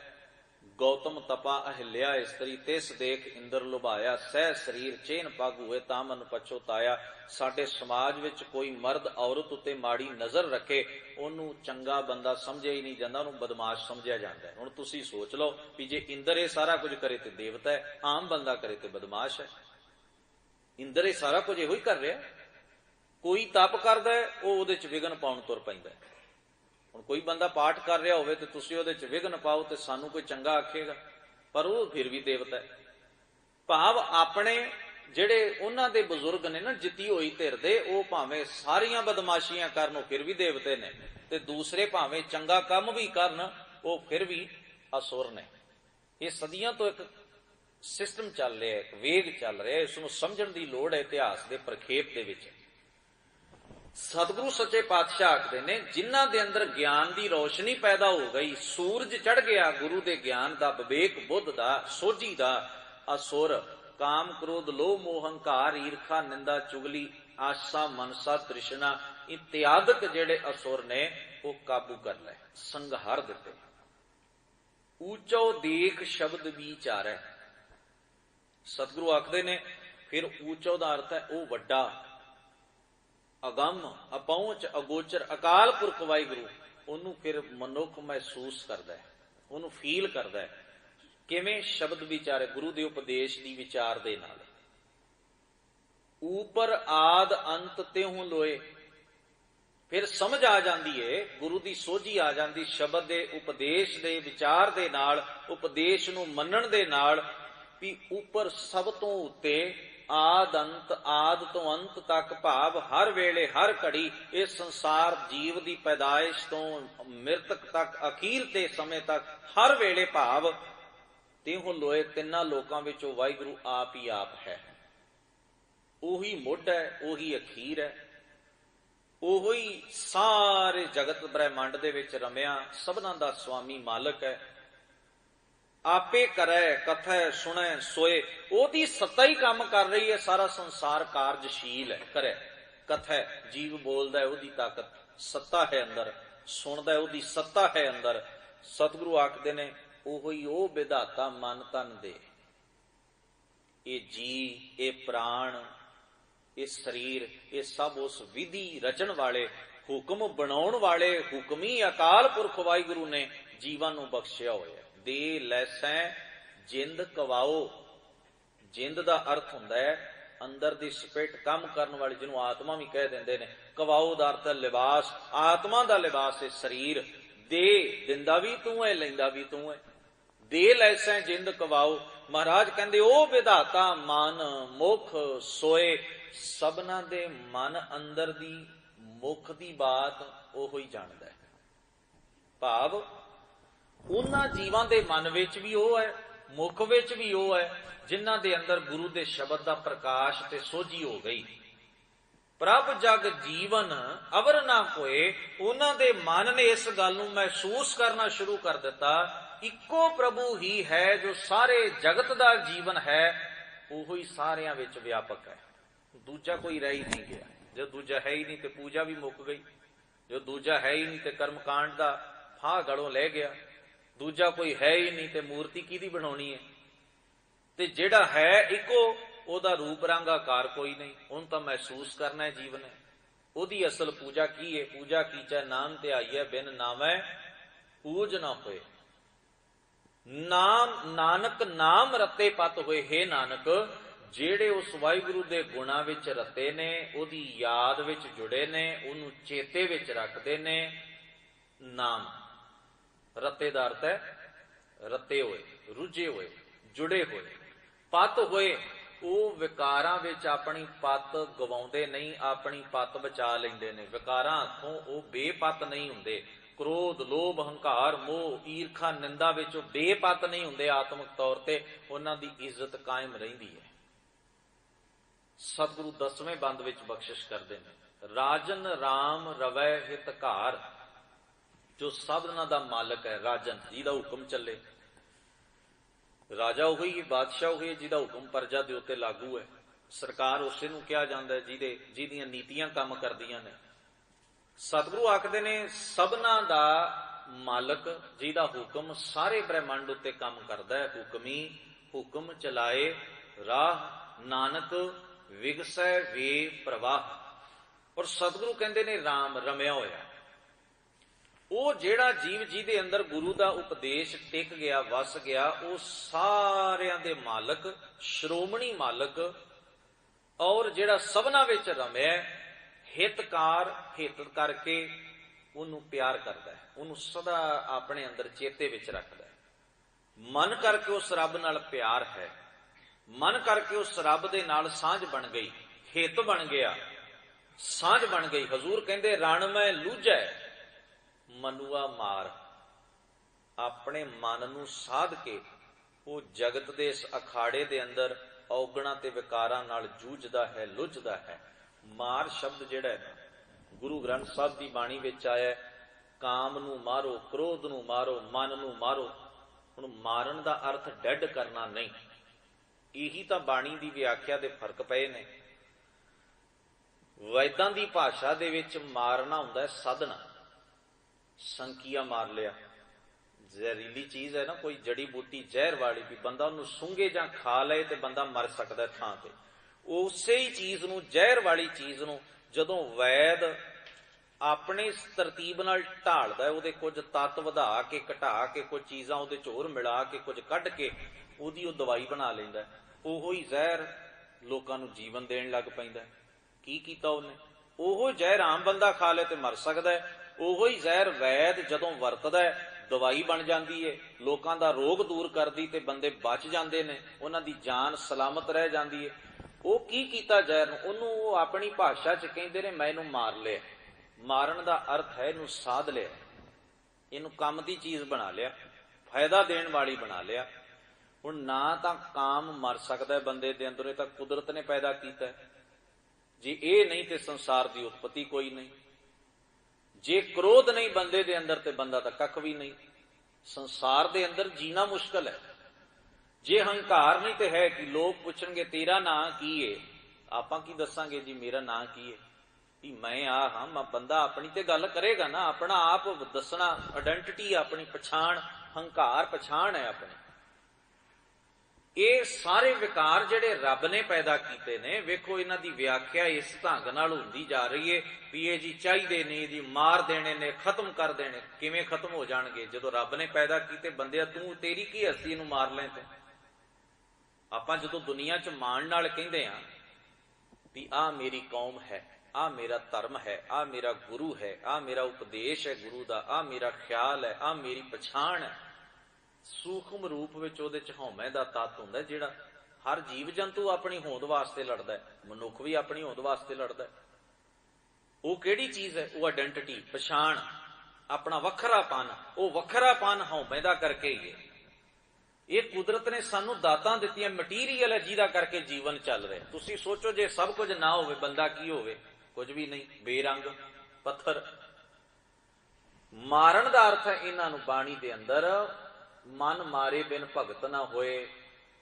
मन मार, मार दा अर्थ है साधना, काबू च रखना, मर्यादा च ले आउणा। काम रहेगा जीवन अंदर पर मर्यादा होएगी इहदी। क्रोध होएगा जीवन अंदर पर मर्यादा होएगी। लोभ होएगा पर मर्यादा होएगी। हुण आपां कैपेसिटी कई बार अपनी 8 घंटे काम करन दी आपां 10 घंटे करदे हां।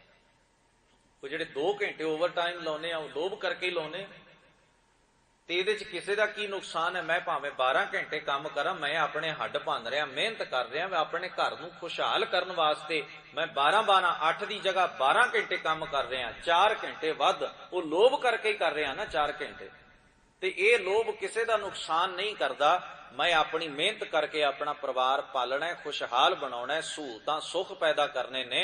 ये 4 घंटे का लोभ नुकसान नहीं करता। हाँ, जे मेरे अंदर ये चीज़ है कि मैं दूजे की जेब कट लवां, मैं रिश्वत ले लवां, मैं बेईमानी करा, ये लोभ बुरा है। बस लोभ का तरीका है, एक लोभ है काबू च, एक लोभ है बेकाबू। दोवां चीज़ां दा अंतर समझना है। जेड़ा मर्यादा विच है वो विकार नहीं। विकार का अर्थ पता की हुंदा है? विकार का अर्थ है जिहदा कोई बैलेंस नहीं, मर्यादा नहीं, वो विकार है। जिवें शरीर के अंदर पानी की मात्रा घट जाए तो शरीर तां भी रोगी है, पानी की मात्रा वध जाए शरीर तां भी बीमार। टैंपरेचर, गर्मी, ताप जिन्हों आपां कहने आ, वो घट जाए तां भी शरीर अपसैट है, जे वध जाए तां भी बीमार है।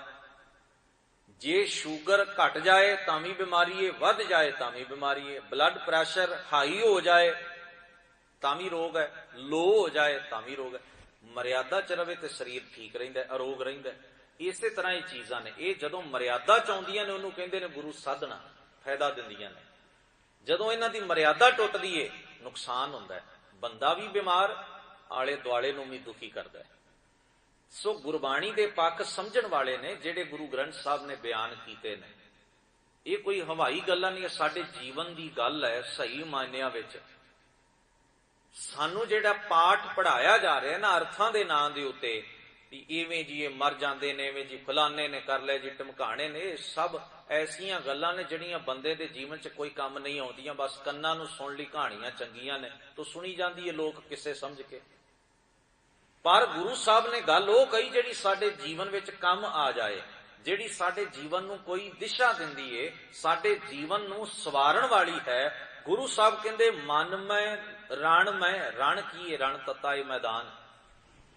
जिथे असी सारे जीव ही लुझ रहे हाँ, जूझ रहे हैं अपनी होंद लई, अपनी हस्ती लई। मनुआ मार ਉਹ ਜੀਵ ਜਿਹੜਾ ਸ਼ਬਦ ਦਾ ਅਭਿਲਾਖੀ ਗੁਰੂ ਦੇ ਉਪਦੇਸ਼ ਨਾਲ ਜੁੜਿਆ, ਉਹ ਆਪਣੇ ਮਨ ਨੂੰ ਸਾਧ ਕੇ ਇਸ ਰਣ ਤੱਤੇ ਵਿੱਚ ਵਿਕਾਰਾਂ ਨਾਲ ਲੜਦਾ, ਬੁਰਾਈ ਨਾਲ ਜੂਝਦਾ। ਸਤਿਗੁਰੂ ਕਹਿੰਦੇ ਨੇ, ਰਾਤ ਦਿਨੰਤ ਰਹਿ ਰੰਗ ਰਾਤਾ, ਦਿਨ ਰਾਤ ਹਰ ਵੇਲੇ ਹਰ ਪਲ ਹਰ ਘੜੀ ਹਰ ਸਾਹ ਦੇ ਨਾਲ ਉਹ ਵਾਹਿਗੁਰੂ ਦੇ ਪਿਆਰ ਵਿੱਚ ਹੀ ਮਸਤ ਰਤਿਆ ਰਹਿੰਦਾ ਹੈ। ਵਾਹਿਗੁਰੂ ਦਾ ਪਿਆਰ ਉਹਦੀ ਤਾਕਤ ਹੈ, ਰੱਬ ਨਾਲ ਉਹ ਪਿਆਰ ਕਰਦਾ ਹੈ, ਤਾਈਓ ਇਸ ਰਾਹ ਦੇ ਉੱਤੇ ਤੁਰਿਆ ਜਾਂਦਾ ਹੈ। ਉਹਦਾ ਕੋਈ ਸਵਾਰਥ ਨਹੀਂ, ਕੋਈ ਮਜਬੂਰੀ ਨਹੀਂ।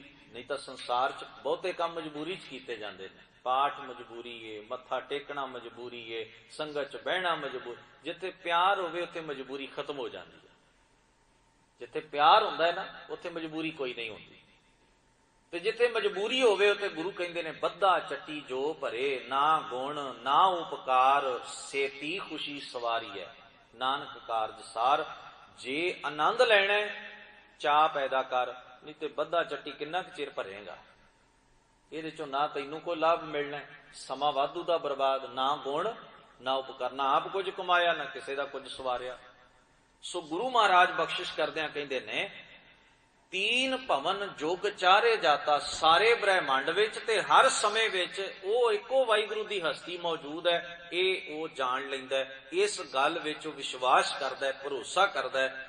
ਜਿਨ ਜਾਤਾ ਸੋ ਤਿਸ ਹੀ ਜਿਹਾ, ਜਿਨੇ ਇਸ ਨੂੰ ਰੱਬ ਦੇ ਗੁਣਾਂ ਨੂੰ ਜਾਣ ਲਿਆ ਉਹ ਰੱਬ ਵਰਗਾ ਹੀ ਹੋ ਗਿਆ। ਉਹਦੇ ਸੁਭਾਅ ਵਿੱਚ ਵੀ ਰੱਬ ਦੇ ਗੁਣ ਵਸ ਗਏ। ਜਿਨ ਹਰ ਜਪਿਆ ਸੇ ਹਰ ਹੋਏ, ਹਰ ਮਿਲਿਆ ਕੇਲ ਕੇ ਲਾਲੀ। ਉਹ ਸੁਰਤ ਕਰਕੇ, ਮਨ ਕਰਕੇ, ਹਿਰਦਾ ਕਰਕੇ ਵਾਹਿਗੁਰੂ ਦੇ ਗੁਣਾਂ ਨਾਲ ਇੱਕ ਸੁਰ ਹੋ ਜਾਂਦੇ ਹਨ। ਗੁਣ ਕਹਿ ਗੁਣੀ ਸਮਾਵਣਿਆ। ਸਤਿਗੁਰੂ ਜੀ ਕਹਿੰਦੇ ਨੇ, ਅਤ ਨਿਰਮਾਇਲ ਸੀਜਸ ਦੇਹਾ। ਨਿਰਮਾਇਲ ਦਾ ਅਰਥ ਹੈ ਪਵਿੱਤਰ। ਅਤ ਬਹੁਤ, ਉਹਦਾ ਜੀਵਨ ਬਹੁਤ ਪਵਿੱਤਰ ਹੋ ਜਾਂਦਾ ਹੈ, ਨਿਰਮਲ ਹੋ ਜਾਂਦਾ ਹੈ। ਉਹਦਾ ਜੀਵਨ, ਦੇਹਾ ਦਾ ਅਰਥ ਹੈ ਦੇਹੀ, ਜੀਵਨ, ਸਰੀਰ, ਜ਼ਿੰਦਗੀ। ਉਹਦਾ ਜੀਵਨ ਪਵਿੱਤਰ ਵੀ ਹੈ ਤੇ ਸਫਲ ਵੀ ਹੈ। ਸਫਲ ਕਹਿੰਦੇ ਨੇ ਫਲ ਵਾਲੇ ਨੂੰ, ਸਫਲ, ਫਲ ਸਹਿਤ। ਸਫਲ ਇਸ ਕਰਕੇ ਕਿ ਉਹਨੇ ਜ਼ਿੰਦਗੀ ਦੇ ਅੰਦਰ ਜਨਮ ਜੀਵਨ ਪਦਾਰਥ ਪ੍ਰਾਪਤ ਕਰ ਲਿਆ। ਸ਼ੁਭ ਗੁਣਾਂ ਨਾਲ ਜੁੜ ਕੇ ਉਹਨੇ ਜ਼ਿੰਦਗੀ ਦਾ ਮਾਇਨਾ, ਮਕਸਦ, ਮਤਲਬ ਸਮਝ ਲਿਆ। ਔਰ ਨਿਰਮਲ ਇਸ ਕਰਕੇ ਵੀ ਉਹਨੇ ਵਿਕਾਰਾਂ ਦੀ ਮੈਲ, ਚਿੱਕੜ ਆਪਣੇ ਜੀਵਨ ਨੂੰ ਲੱਗਣ ਨਹੀਂ ਦਿੱਤਾ। ਦਾਮਨ ਆਪਣਾ ਸਾਫ਼ ਰੱਖਿਆ, ਦਾਗੀ ਨਹੀਂ ਹੋਣ ਦਿੱਤਾ। ਆਪਣੀ ਜ਼ਿੰਦਗੀ ਦੇ ਦਾਮਨ ਨੂੰ ਇਸ ਕਾਲਖ ਦੇ ਵਿੱਚੋਂ ਵੀ ਰਹਿੰਦਿਆਂ ਹੋਇਆਂ ਉਸਨੇ ਪਵਿੱਤਰ ਰੱਖਿਆ, ਸਾਫ਼ ਰੱਖਿਆ। ਕਬੀਰ ਸਾਹਿਬ ਜੀ ਦਾ ਇੱਕ ਸ਼ਲੋਕ ਬੜਾ ਕੀਮਤੀ ਇਸ ਬਾਬਤ। ਉਹ ਕਹਿੰਦੇ ਨੇ, ਕਬੀਰ ਜਗ ਕਾਜਲ ਕੀ ਕੋਠਰੀ, ਅੰਧ ਪਰੇ ਤਿਸ ਮਾਹੇ, ਹਉ ਬਲਿਹਾਰੀ ਤਿਨ ਕੋ ਪੈਸ, ਜੋ ਨੀਕਸ ਜਾਹੇ। ਜਿਹੜੇ ਇਹਦੇ ਵਿੱਚ ਰਹਿੰਦਿਆਂ ਵੀ ਦਾਮਨ ਸਾਫ਼ ਰੱਖ ਗਏ, ਜਿਹੜੇ ਇਹਦੇ ਵਿੱਚ ਰਹਿੰਦਿਆਂ ਵੀ ਕਾਲੇ ਨਹੀਂ ਹੋਏ, ਕਹਿੰਦੇ ਸਦਕੇ ਜਾਈ ਉਹਨਾਂ ਦੇ ਜੀਵਨ ਤੋਂ। ਅਸਲ ਤਾਂ ਜ਼ਿੰਦਗੀ ਉਹਨਾਂ ਨੇ ਜੀਵੀ ਹੈ। ਵੀ ਰਹਿੰਦੇ ਵੀ ਕੱਜਲ ਦੀ ਕੋਠੜੀ, ਕਾਲਖ ਦੇ ਸੰਸਾਰ ਵਿੱਚ ਨੇ। ਸਾਰੇ ਪਾਸੇ ਲੋਭ ਲਾਲਚ, ਹਰ ਚੀਜ਼ ਹੈ ਲੋਭ। ਲੈ ਰਤ ਨੀਜਰ ਬਾਜੈ, ਕਾਇਆ ਡੂਬੈ ਕੇਸ਼ਵਾ, ਸੰਸਾਰ ਸਮੁੰਦੇ ਤਾਰ ਗੋਬਿੰਦੇ, ਤਾਰ ਲੈ ਬਾਪ ਬੀਠਲਾ। ਇੱਥੇ ਰਹਿੰਦਿਆਂ ਹੋਇਆਂ ਵੀ ਆਪਣਾ ਦਾਮਨ ਕਾਲਖ ਨਾਲ ਕਾਲਾ ਨਾ ਹੋਣ ਦਿੱਤਾ, ਬਚਾ ਕਰ ਗਏ ਆਪਣਾ। ਇਹੀ ਤਾਂ ਉਹਨਾਂ ਦੀ ਜ਼ਿੰਦਗੀ ਦੀ ਵਡਿਆਈ ਹੈ। ਉਸੇ ਨੂੰ ਖਿਡਾਰੀ ਕਿਹਾ ਜਾਂਦਾ ਹੈ ਨਾ, ਜਿਹੜਾ ਮੈਦਾਨ ਵਿੱਚ ਉਤਰਦਾ ਤੇ ਜਿੱਤਦਾ। ਲੋਕ ਉਹਦੇ ਨਾਲ ਫੋਟੋਆਂ ਖਿਚਾਉਂਦੇ ਨੇ, ਉਹਦੀਆਂ ਫੋਟੋਆਂ ਲਾਉਂਦੇ ਨੇ, ਉਹਦੀ ਐਡਵਰਟਾਈਜ਼ਮੈਂਟ ਅਖਬਾਰਾਂ 'ਚ ਹੁੰਦੀ ਹੈ। ਹਰ ਕੋਈ ਉਹਦੇ ਨਾਲ ਬਹਿਣਾ ਪਸੰਦ ਕਰਦਾ। ਤੇ ਜੇ ਕੋਈ ਵਰਦੀ ਪਾ ਕੇ ਖਿਡਾਰੀਆਂ ਵਾਲੀ, ਹਾਕੀ ਲੈ ਕੇ ਬਾਹਰ ਹੀ ਬੈਠਾ ਰਵੇ, ਮੈਦਾਨ 'ਚ ਉਤਰੇ ਹੀ ਨਾ, ਉਸ ਖਿਡਾਰੀ ਨੂੰ ਖਿਡਾਰੀ ਨਹੀਂ ਕਿਹਾ ਜਾਂਦਾ। ਇਸ ਤਰ੍ਹਾਂ ਤਾਂ ਭਾਵੇਂ ਕੋਈ 4 ਹਾਕੀਆਂ ਚੁੱਕੀ ਫਿਰੇ, 4 ਫੁੱਟਬਾਲ ਕੱਛਾਂ ਚੜਾਈ ਫਿਰੇ, ਬੜੀ ਸੋਹਣੀ ਵਰਦੀ ਪਾ ਕੇ ਬੈਠਾ ਰਵੇ, ਵੱਡੀ ਸਾਰੀ ਫੱਟੀ ਲਾ ਲਵੇ, ਪਰ ਉਹ ਖਿਡਾਰੀ ਥੋੜਾ ਜਿਹੜਾ ਮੈਦਾਨ 'ਚ ਹੀ ਨਹੀਂ ਖੇਡਿਆ। ਸੋ ਐਸੇ ਧਾਰਮਿਕ ਲੋਕ ਰਣ ਤੱਤੇ ਦੇ ਖਿਡਾਰੀ ਨਹੀਂ, ਜਿਹੜੇ ਭੋਰਿਆਂ 'ਚ ਵੜ ਗਏ ਨੇ, ਉਹ ਖੇਡੇ ਹੀ ਨਹੀਂ। ਉਹਨਾਂ ਨੂੰ ਤੁਸੀਂ ਕੀ ਆਖੋਗੇ? ਜ਼ਿੰਦਗੀ ਤਾਂ ਉਹਨਾਂ ਦੀ ਵੇਖਣ ਵਾਲੀ ਏ ਜਿਨ੍ਹਾਂ ਨੇ ਸੰਸਾਰ 'ਚ ਰਹਿੰਦਿਆਂ ਆਪਣਾ ਦਾਮਨ ਸਾਫ਼ ਰੱਖਿਆ, ਜੇਤੂ ਰਹੇ। ਉਹਨਾਂ ਨੂੰ ਵੇਖੋ ਜਿਹੜੇ ਮੈਦਾਨ 'ਚ ਨੇ, ਜਿਹੜੇ ਮੈਦਾਨ ਛੱਡ ਕੇ ਜੰਗਲਾਂ ਨੂੰ ਚੜ ਗਏ ਨੇ, ਪਹਾੜਾਂ ਨੂੰ ਚੜ ਗਏ, ਭੋਰਿਆਂ 'ਚ ਬਹਿ ਗਏ, ਮੱਠਾਂ 'ਚ ਬਹਿ ਗਏ, ਉਹਨਾਂ ਦੀ ਜ਼ਿੰਦਗੀ ਤੋਂ ਕੀ ਮਿਲਣਾ ਸਾਨੂੰ? ਉਹ ਤਾਂ ਛੁਪੇ ਹੋਏ ਨੇ, ਉਹਨਾਂ ਨੇ ਕੱਖ ਨਹੀਂ ਦੇਣਾ ਉਹਨਾਂ ਜਿਹੜੇ ਰਣ ਤੱਤੇ 'ਚ ਨਿਤਰੇ ਨੇ ਯੋਧੇ, ਜਿਨ੍ਹਾਂ ਨੇ ਖੇਡੀ ਏ ਜੀਵਨ ਦੀ ਖੇਡ ਔਰ ਜਿੱਤੀ ਏ। ਸਿੱਖਣਾ ਤੇ ਉਹਨਾਂ ਕੋਲੋਂ ਹੈ ਵੀ ਕਿਵੇਂ ਜੀਵਨ ਜੀਵਿਆ ਜਾਂਦਾ ਹੈ, ਕਿਵੇਂ ਜ਼ਿੰਦਗੀ ਨੂੰ। ਵੇਖੋ ਮਹਾਨ ਲੋਕਾਂ ਦੇ ਜੀਵਨ ਤਾਂ ਹੀ ਵੇਖੇ ਪਰਖੇ ਜਾਂਦੇ ਵੀ ਸਾਨੂੰ ਵੀ ਤਰੀਕਾ ਆਏ, ਅਸੀਂ ਕਿਵੇਂ ਉਹਨਾਂ ਵਰਗਾ ਜੀਵਨ ਜੀ ਸਕਦੇ ਹਾਂ। ਹੁਣ ਸਵਾਹ ਮਲਣ ਵਾਲਾ ਸਰੀਰ ਤੇ ਤਾਂ ਉਹਦੇ ਤੋਂ ਤਾਂ ਇਹੋ ਹੀ ਪ੍ਰੇਰਨਾ ਮਿਲਣੀ ਹੈ ਵੀ ਤੁਸੀਂ ਵੀ ਮਲ ਲਓ। ਜਟਾਵਾਂ ਰੱਖਣ ਵਾਲੇ ਤੋਂ ਤਾਂ ਇਹੀ ਅਕਲ ਮਿਲੀ ਵੀ ਤੁਸੀਂ ਵੀ ਰੱਖ ਲਓ, ਨਾ ਵਾਓ ਸਿਰ। ਰੋਂਡ ਮੋਂਡ ਸਾਧੂਆਂ ਤੋਂ ਤਾਂ, ਚਿਲਮਾ ਫੂਕਣ ਵਾਲਿਆਂ ਤੋਂ ਤਾਂ ਇਹੋ ਹੀ ਅਕਲ ਮਿਲਣੀ ਹੈ ਵੀ ਤੁਸੀਂ ਵੀ ਫੂਕੀ ਜਾਓ। ਹੁਣ ਵੇਖੋ ਜੋ ਸਾਡਾ ਆਗੂ ਕਰਦਾ ਹੈ ਉਹੋ ਹੀ ਉਹਦੇ ਮਗਰ ਦੂਸਰੇ ਕਰਦੇ ਨੇ। ਤੇ ਜੇ ਅਸੀਂ ਵੇਖਾਂਗੇ ਗੁਰੂ ਨਾਨਕ ਸਾਹਿਬ ਵੱਲ, ਭਗਤ ਕਬੀਰ ਜੀ ਵੱਲ, ਜੇ ਅਸੀਂ ਆਪਣੇ ਪੁਰਖਿਆਂ ਵੱਲ, ਬਾਬਾ ਬੁੱਢਾ ਜੀ ਵੱਲ, ਉਹਨਾਂ